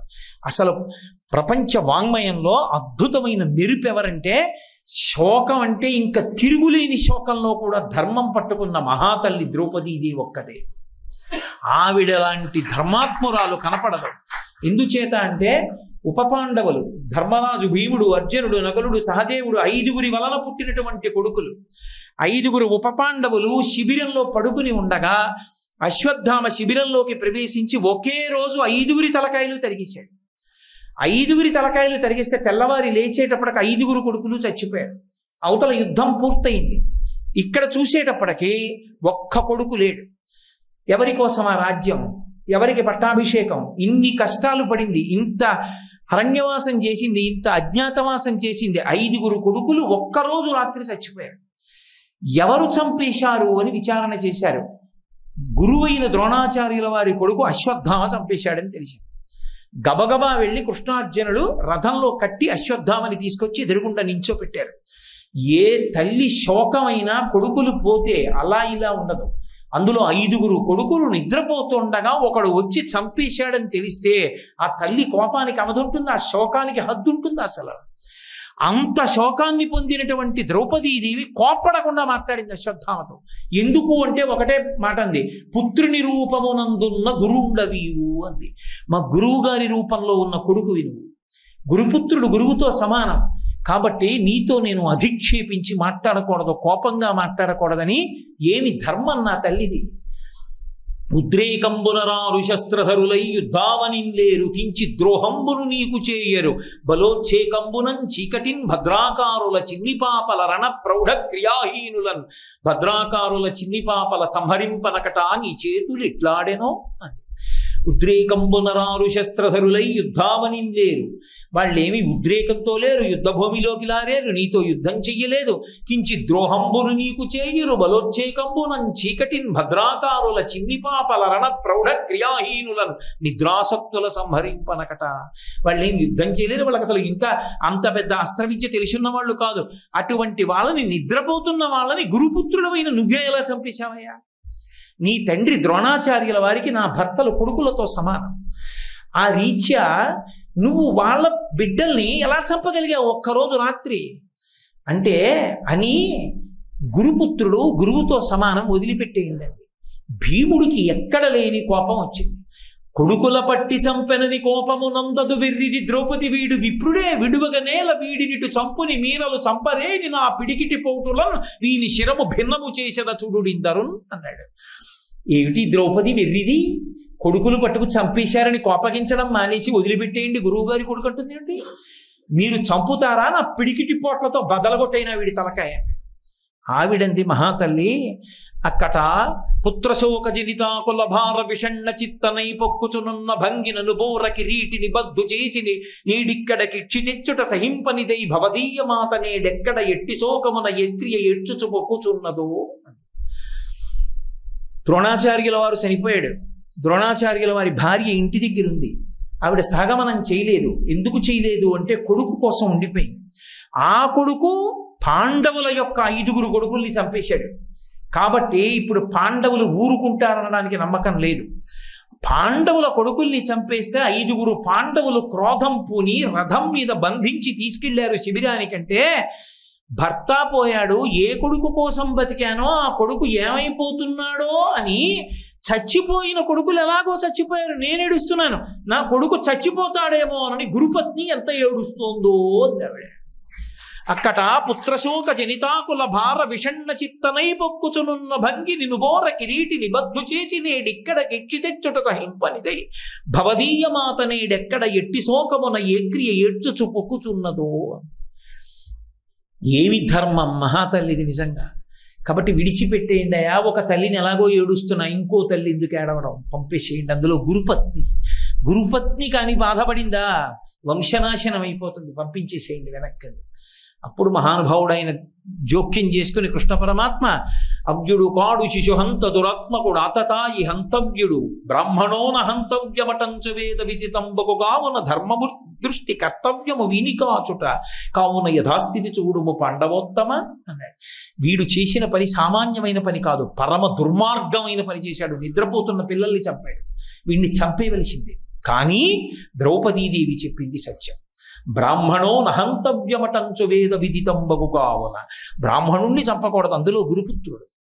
కాబట్టి ధర్మం ఎలా ఉంటుందో అలా చెయ్యి అర్జున అన్నాడు. విశ్వశ్చిత్యుడు చక్రశూరుడు మహావీరుండు ఘోరాసిచే అశ్వత్థామ శిరోజముంతడికి చూడాంతర్మహారత్నముం శశ్వత్కీర్తి వెలుంగపుచ్చుకొని పాశవ్రాత బంధంబుల నుచ్చిత్రోచి శిబిరోర్వీభాగంబునన్ బాసిపోను. అప్పుడు ఆ అశ్వత్థామ యొక్క కట్లు విప్పేసి అశ్వత్థామ తలంతా తరిగేసి వెంట్రుకలు ఆ లోపల ఉన్నటువంటి దివ్యమైన రత్నాన్ని తీసుకుని ఒక్క తన్ను తన్ని శిబిరానికి అవతల పడిపోయేటట్టుగా చేసి విడిచిపెట్టేశాడు. అంతటి కష్టంలో, అంతటి శోకంలో కూడా ధర్మం, కర్తవ్యం ఆలోచించినటువంటి మహాతల్లి లోకంలో ఎవరైనా ఉంటే అది ద్రౌపదీదేవియే. అంతటి మహాపురుషులు. ఆ శోకానికి విరుగుడు, శోకానికి దూరంగా ఉండగలిగిన లక్షణం ఎక్కడి నుంచి వస్తుంది అంటే కర్తవ్యత నిష్ఠ. నేను ఏ పని చెయ్యాలి, ఏ పని చెయ్యకూడదు, నేను ఈ పని చెయ్యాలి, ఆ పని చేసేసాను కాబట్టి సంతోషం, ఈశ్వరా నేను ఆ పని చేసేటట్టు నన్ను అనుగ్రహించావు అన్న కర్తవ్యంతో నిలబడగలిగిన వాడు ఎవరున్నాడో వాడు శోకమునకు దూరముగా ఉండగలడు. ఎవడు అలా శోకమునకు దూరముగా ఉండగలిగాడో వాడు ధన్యాత్ముడై సమస్త పాపములకు దూరముగా ఉండి వాడు శాంతిగా ఉంటూ 10 మందిని శాంతిగా ఉంచుతాడు. అందుకే 2 పరస్పర విరుద్ధమైన శ్లోకాల్ని మహర్షి రామాయణంలో ప్రతిపాదన చేశారు. శోకో నాశయితే ధైర్యం, శోకో నాశయితే శృతం, శోకో నాశయితే సర్వం, నాస్తి శోక సమోరిపు. అది కంఠగతం చేసుకుని ధారణలో ఉంచుకుంటే అనవసరంగా విపరీతంగా ఏడవడం, శోకం పెట్టుకోవడం ఎంత ప్రమాదానికి వెళ్ళిపోతుందో, ఆఖరికి అది మనని ఎంతటి బానిసని పశువుగా మారుస్తుందో జ్ఞాపకం ఉన్నప్పుడు శోకానికి దూరంగా ఉండే లక్షణం వస్తుంది. దేనికి శోకిస్తున్నావు అని మాసుచ అంటాడు కృష్ణ పరమాత్మ. ఏడవకు, ఏడవడానికి పుట్టలేదు, సంతోషంగా ఉండు. ఎక్కడ ఏడవాలో అక్కడ ఏడవడం ధర్మం, కానీ ఎంత ఏడవాలో అంత ఏడ్చి విడిచిపెట్టాలి తప్ప అంతకన్నా ఏడిచి నీ రూపాన్ని భంగం చేసుకోకు, నీ ధర్మం నువ్వు పాడు చేసుకోకు. శోకము నుండి బయటికి వచ్చి మళ్ళీ కర్తవ్యత నిష్టతో ముందుకు వెళ్ళిపోవాలి. అందుకే హనుమ అనిర్వేద శ్రీయోమూలం అనిర్వేద పరం సుఖం అంటారు. లక్ష్మణస్వామి రామాయణంలో ఇదే మాట మార్చి చెప్తాడు. ఉత్సాహో బలవాన్ నార్యానా స్తుత్యా ఆత్మరం బలం సోత్సాహ శాస్తి లోకేస్మిన్ నకించితపి దుర్లభం అంటాడు. అన్నయ్య, ఉత్సాహంగా ఉన్నటువంటి వాడు ఎవరుంటాడో, మృత్పిండంలా శోకంతో భయంతో కింద పడిపోకుండా పైకి లేచి ఆలోచించగలిగిన వాడెవరో, ఎవడు ఉత్సాహాన్ని వదిలిపెట్టడో వాడికి నకించితపి దుర్లభం. ఇది నేను చెయ్యలేనన్న పని లేదన్నయ్యా. ఆ ఉత్సాహం కాని మడిచిపోయిందా వాడు ఏమీ చెయ్యలేడు. శరీరంలో ఎంత బలం ఉండనివ్వండి, మనసు ప్రధానం. మనసు కాని పిరికితనాన్ని పొందేసిందా, శోకాన్ని పొందేసిందా, ఏమీ చెయ్యలేడు. శ్రీరామాయణంలోనే ఒక ఉదాహరణ. ఒక్క శోకము ఎంత ప్రమాదకరమన్న దానికి ఎన్నైనా చూపించచ్చు రామాయణంలోంచి. అది గని తవ్విన కొద్దీ వస్తాయి. మైనాకుడు పర్వతం, రెక్కలు ఉండేవి. కృతయుగంలో పర్వతాలకు అన్నిటికీ రెక్కలు ఉండేవి. అన్నిటికీ రెక్కలుంటే అవి పర్వతాలు ఎగురుతూ వచ్చి జనావాసముల మీద దిగేవి. దిగుతూ ఉంటే జనులందరూ చచ్చిపోతుండేవారు. జనులందరూ ఇంద్రుడితో మొరపెట్టుకున్నారు, అయ్యా ఈ పర్వతాలు ఎగిరి వచ్చి దిగుతున్నాయి, ఇబ్బందిగా ఉందని. వజ్రాయుధాన్ని చేతిలో పట్టుకుని పర్వతములకు ఉన్నటువంటి రెక్కలన్నిటినీ తరిగేశాడు. మైనాక పర్వతం భయపడిపోయింది, శోకాన్ని పొందింది. అమ్మో నా రెక్కలు కూడా తరిగేస్తాడని భయం పెట్టుకుంది. ఎప్పుడైతే భయం పడిందో తనకి రెక్కలున్నా కూడా ఎగరలేకపోయింది. మైనాక పర్వతం ఉండిపోయి దానికి మిత్రుడు వాయుదేవుడితో చెప్పుకుంది, ఇంద్రుడు వచ్చేస్తున్నాడు, నా రెక్కలు కత్తిరించేస్తాడని. బెంగ పెట్టుకోకని రెక్కలు ఉండి ఎగరగలిగినటువంటి మైనాకం ఎగరలేకపోతే వాయుదేవుడు ఎత్తి తీసుకెళ్లి సముద్రంలో పడేశాడు. ఇందులో దాక్కో కనపడక ఇంద్రుడికి. అప్పటి నుంచి సముద్రంలో పడిపోయి ఉండిపోయింది. అందుకు చెప్పింది, కృతీచ ప్రతికర్తవ్యం దేశధర్మ సనాతన. నీ తండ్రి నన్ను రక్షించాడు, నీకు ఉపకారం చేయడం నా యొక్క లక్షణం. అప్పటి నుంచి సముద్రంలో పడున్నాను. అంతటి ధర్మనిష్ఠాతత్పరుడైనటువంటి రామచంద్రమూర్తి యొక్క భార్య సీతమ్మ అపహరింపబడిందని ఏ ప్రతిఫలాపేక్ష లేకుండా వానుల కోసం, రాముడి కోసం సీతమ్మ జాడ కనిపెట్టడానికి నువ్వు ఆకాశ మార్గంలో వెడుతున్నప్పుడు నీకు ఆతిథ్యం ఇవ్వడానికి పైకి రాకుండా సముద్రంలోనే దాగి ఉండిపోతే నా రెక్కలకి అర్థం లేదని పైకి లేచాను నిర్భయంగా. నా రెక్కలు ఇంద్రుడు తరిగితే తరగని, పర్వాలేదు, నీకు ఆతిథ్యం ఇస్తానని. అక్కర్లేదని హనుమ వెళ్ళిపోయినా కూడా రామకార్యం మీద వెడుతున్న వాళ్ళకి సాయం చేయడానికి పైకొచ్చింది కాబట్టి నీ రెక్కలు తరగని వదిలేశాడు ఇంద్రుడు. అది రామకథా బలం. రాముని కార్యం మీద వెడతాను అన్న వాళ్ళకి మాట సాయం చేసింది సంపాతి, కాలిపోయిన రెక్కలు వచ్చేసాయి. రామకార్యం మీద వెడుతున్నవాడు గుక్కెడు తేనె తాగలేదు, ఆగి తాగవయ్యా అని మైనాకుడు అడిగినందుకు ఉన్న రెక్కలు నిలబడ్డాయి. ఇంద్రుడు అభయంతే ప్రయచ్ఛామి తిష్ట సౌమ్య యథాసుఖం, నేను నీ రెక్కలు తరగను, హాయిగా ఉండన్నాడు. అది రామకథా బలం. అందుకే ఎక్కడ రామనామం చెప్పబడుతుందో, ఎక్కడ రామ కథ చెప్పబడుతుందో, ఎక్కడ రామాయణాంతర్గతమైన రత్నములు వెలికి తీయబడి చెప్పబడతాయో అక్కడక్కడ అది విన్న చోట స్వస్థత కలుగుతుంది, ధైర్యం కలుగుతుంది. జీవితంలో తాను ఉత్సాహంగా బ్రతుకుతూ శాంతిగా ఉండి 10 మందిని ప్రశాంతంగా ఉంచగలిగినటువంటి స్థితి ఏర్పడుతుంది.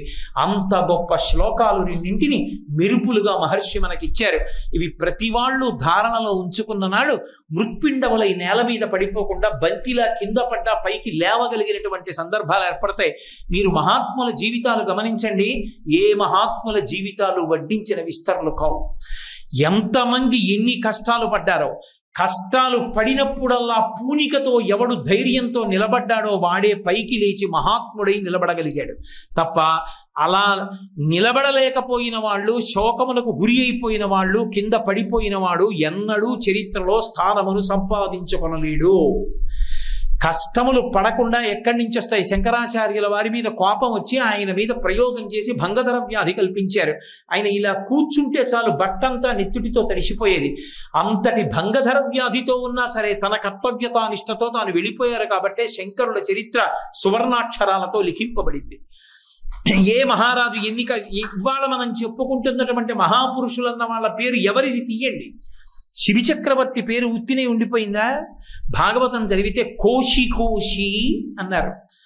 ఆయన ఆ పావురాన్ని తక్కెట్లో పెట్టి యువతల పావురానికి సరిపడ మాంసమే కదా అని తొడలోంచి తీసిద్దాం అనుకుని కోశాడు. కోస్తే ఓ ముక్క తీశాడు, వేశాడు, తూగలేదు. కోసి ఆమ్రేడితం. కోస్తూనే ఉన్నాడు, తీస్తూనే ఉన్నాడు, వేస్తూనే ఉన్నాడు. ఎంత నిత్తురు కారిందో, ఎంత మాంసం తీసేశాడో తొడల్లోంచి. అయినా తక్కెట తూగలేదు. ఇంకా అనవసరం, నేనే కూర్చుంటాను, నా మాంసం తినేయమని తక్కెట్లో కూర్చున్నాడు. అప్పుడు కనబడ్డారు ఇంద్రుడు, అగ్నిదేవుడు కనబడ్డారు కాబట్టే ఎందరో వెళ్ళిపోయారు లోకంలో. శిబి చక్రవర్తి పేరు మాత్రం చిరస్థాయిగా లోకంలో కీర్తితో ఉండిపోయింది. హరిశ్చంద్రుడు ఎన్ని కష్టాలు పడ్డాడు, కష్టాలకి మారు పేరు. సత్యం కోసం, ధర్మం కోసం అన్ని కష్టాలు పడ్డాడు కాబట్టే చిట్ట చివరికి తన భార్యనే అమ్మేశాడు మహానుభావుడు. ఆఖరికి కొడుకు శరీరం విడిచిపెట్టేస్తే ఆ కొడుకుని దహించడానికి తీసుకొస్తే కాటి సుంకం కట్టకపోతే కాల్చడం కుదరదన్నాడు కొడుకని తెలిసి కూడా తన కర్తవ్యానికి. అప్పుడు చంద్రమతీదేవి మెళ్ళలోంచి మంగళసూత్రాలు తీసి చూపిస్తే బల్జేపల్లి వారి పద్యాలు చదువుతుంటే కళ్ళంబట నీటి ధారలు కారతాయి. అలా ఉంటాయి ఆ పద్యాలు నిజంగా. ఓ నీ మెడలో మంగళసూత్రం బాల సూర్యుని పగిది వెలుగుతోందన్నాడు. నా మెడలో మంగళసూత్రం కనపడితే నా భర్త కాటికాపరిగా ఉన్నావా అని ఏడిచింది. కొడుకుని మంగళసూత్రం అమ్మి తీసుకొచ్చి ధనమిస్తే తప్ప కొడుకు యొక్క శరీరాన్ని కాల్చడానికి ఇష్టపడలా. కాటికాపరిగా శరీరాన్ని కాల్చడానికి ఇష్టపడ్డాడు. కొడుకు చచ్చిపోతే ఏడవడానికి అవకాశం ఇవ్వాలా, ఇంట్లో పనంతా చేయవలసి వచ్చింది. ధర్మానికి కట్టుబడి, కర్తవ్యానికి కట్టుబడి అంత కష్టాలు పడిన వాళ్ళు ఎవరున్నారో, ఎవరు తట్టుకున్నారో వాళ్ళు మహాత్ములయ్యారు. ఉత్తినే చరిత్రలో పేర్లు ఎందుకు వస్తాయి, ఎక్కడి నుంచి వస్తాయి? మహానుభావులు అయ్యారంటే ఇవాళకి భగీరథ ప్రయత్నం అన్నామంటే భగీరథుడు ఎంత కష్టపడ్డాడు గంగావతరణానికి. అందుకే శోకమునకు వశులు కాకుండా ఉండి నిలదొక్కుకోవాలంటే ఎవరి కోసమో కాదు, ఎవరి కోసం వాళ్ళ కోసం నిలదొక్కుకోవాలి అంటే ఈ 2 శ్లోకాలు ఎప్పుడూ ధారణలో ఉండాలి. ఈ 2 శ్లోకాలు జ్ఞాపకంలో పెట్టుకుని ఎప్పుడైనా మనసు బాధపడినప్పుడు జ్ఞాపకం తెచ్చుకుంటే, కర్తవ్యత నిష్ఠ జ్ఞాపకం చేసుకుంటే, రామచంద్రమూర్తి జీవితాన్ని జ్ఞాపకం చేసుకుంటే నేను కూడా అలాగే ఉండాలనిపిస్తుంది. కాబట్టి ఎంత కష్టం, సీతమ్మ తల్లి కన్నా కష్టపడ్డవాడు ఉన్నాడా?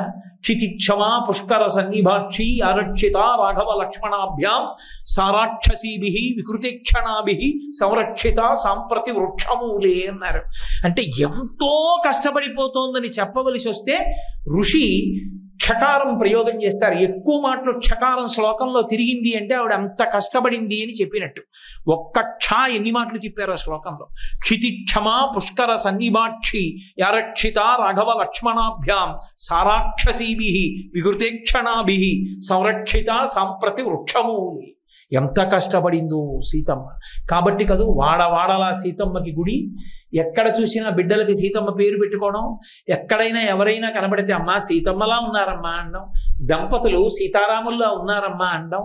కాబట్టి ఉంచుకోగలిగిన శక్తి ఎక్కడి నుంచి వస్తుంది అంటే రామాయణాంతర్గతమైన ఈ శ్లోకములలోంచి వస్తుంది. వాటిని ధారణలో ఉంచుకోవాలి. ధారణలో లేనప్పుడు అవి సమయానికి స్ఫురణలోకి రావు. కాబట్టి మీరందరూ చక్కగా ఈ శ్లోకాల్ని ధారణలో ఉంచుకుని జీవితాల్ని సుసంపన్నం చేసుకునేటటువంటి అనుగ్రహాన్ని మనందరం కూడా ఆ సీతారామచంద్ర ప్రభువు యొక్క నిర్హేతుక కృపాకటాక్ష వీక్షణముల వలన పొందెదముగాక అని స్వామి పాదములు పట్టి ప్రార్థన చేస్తూ మళ్ళీ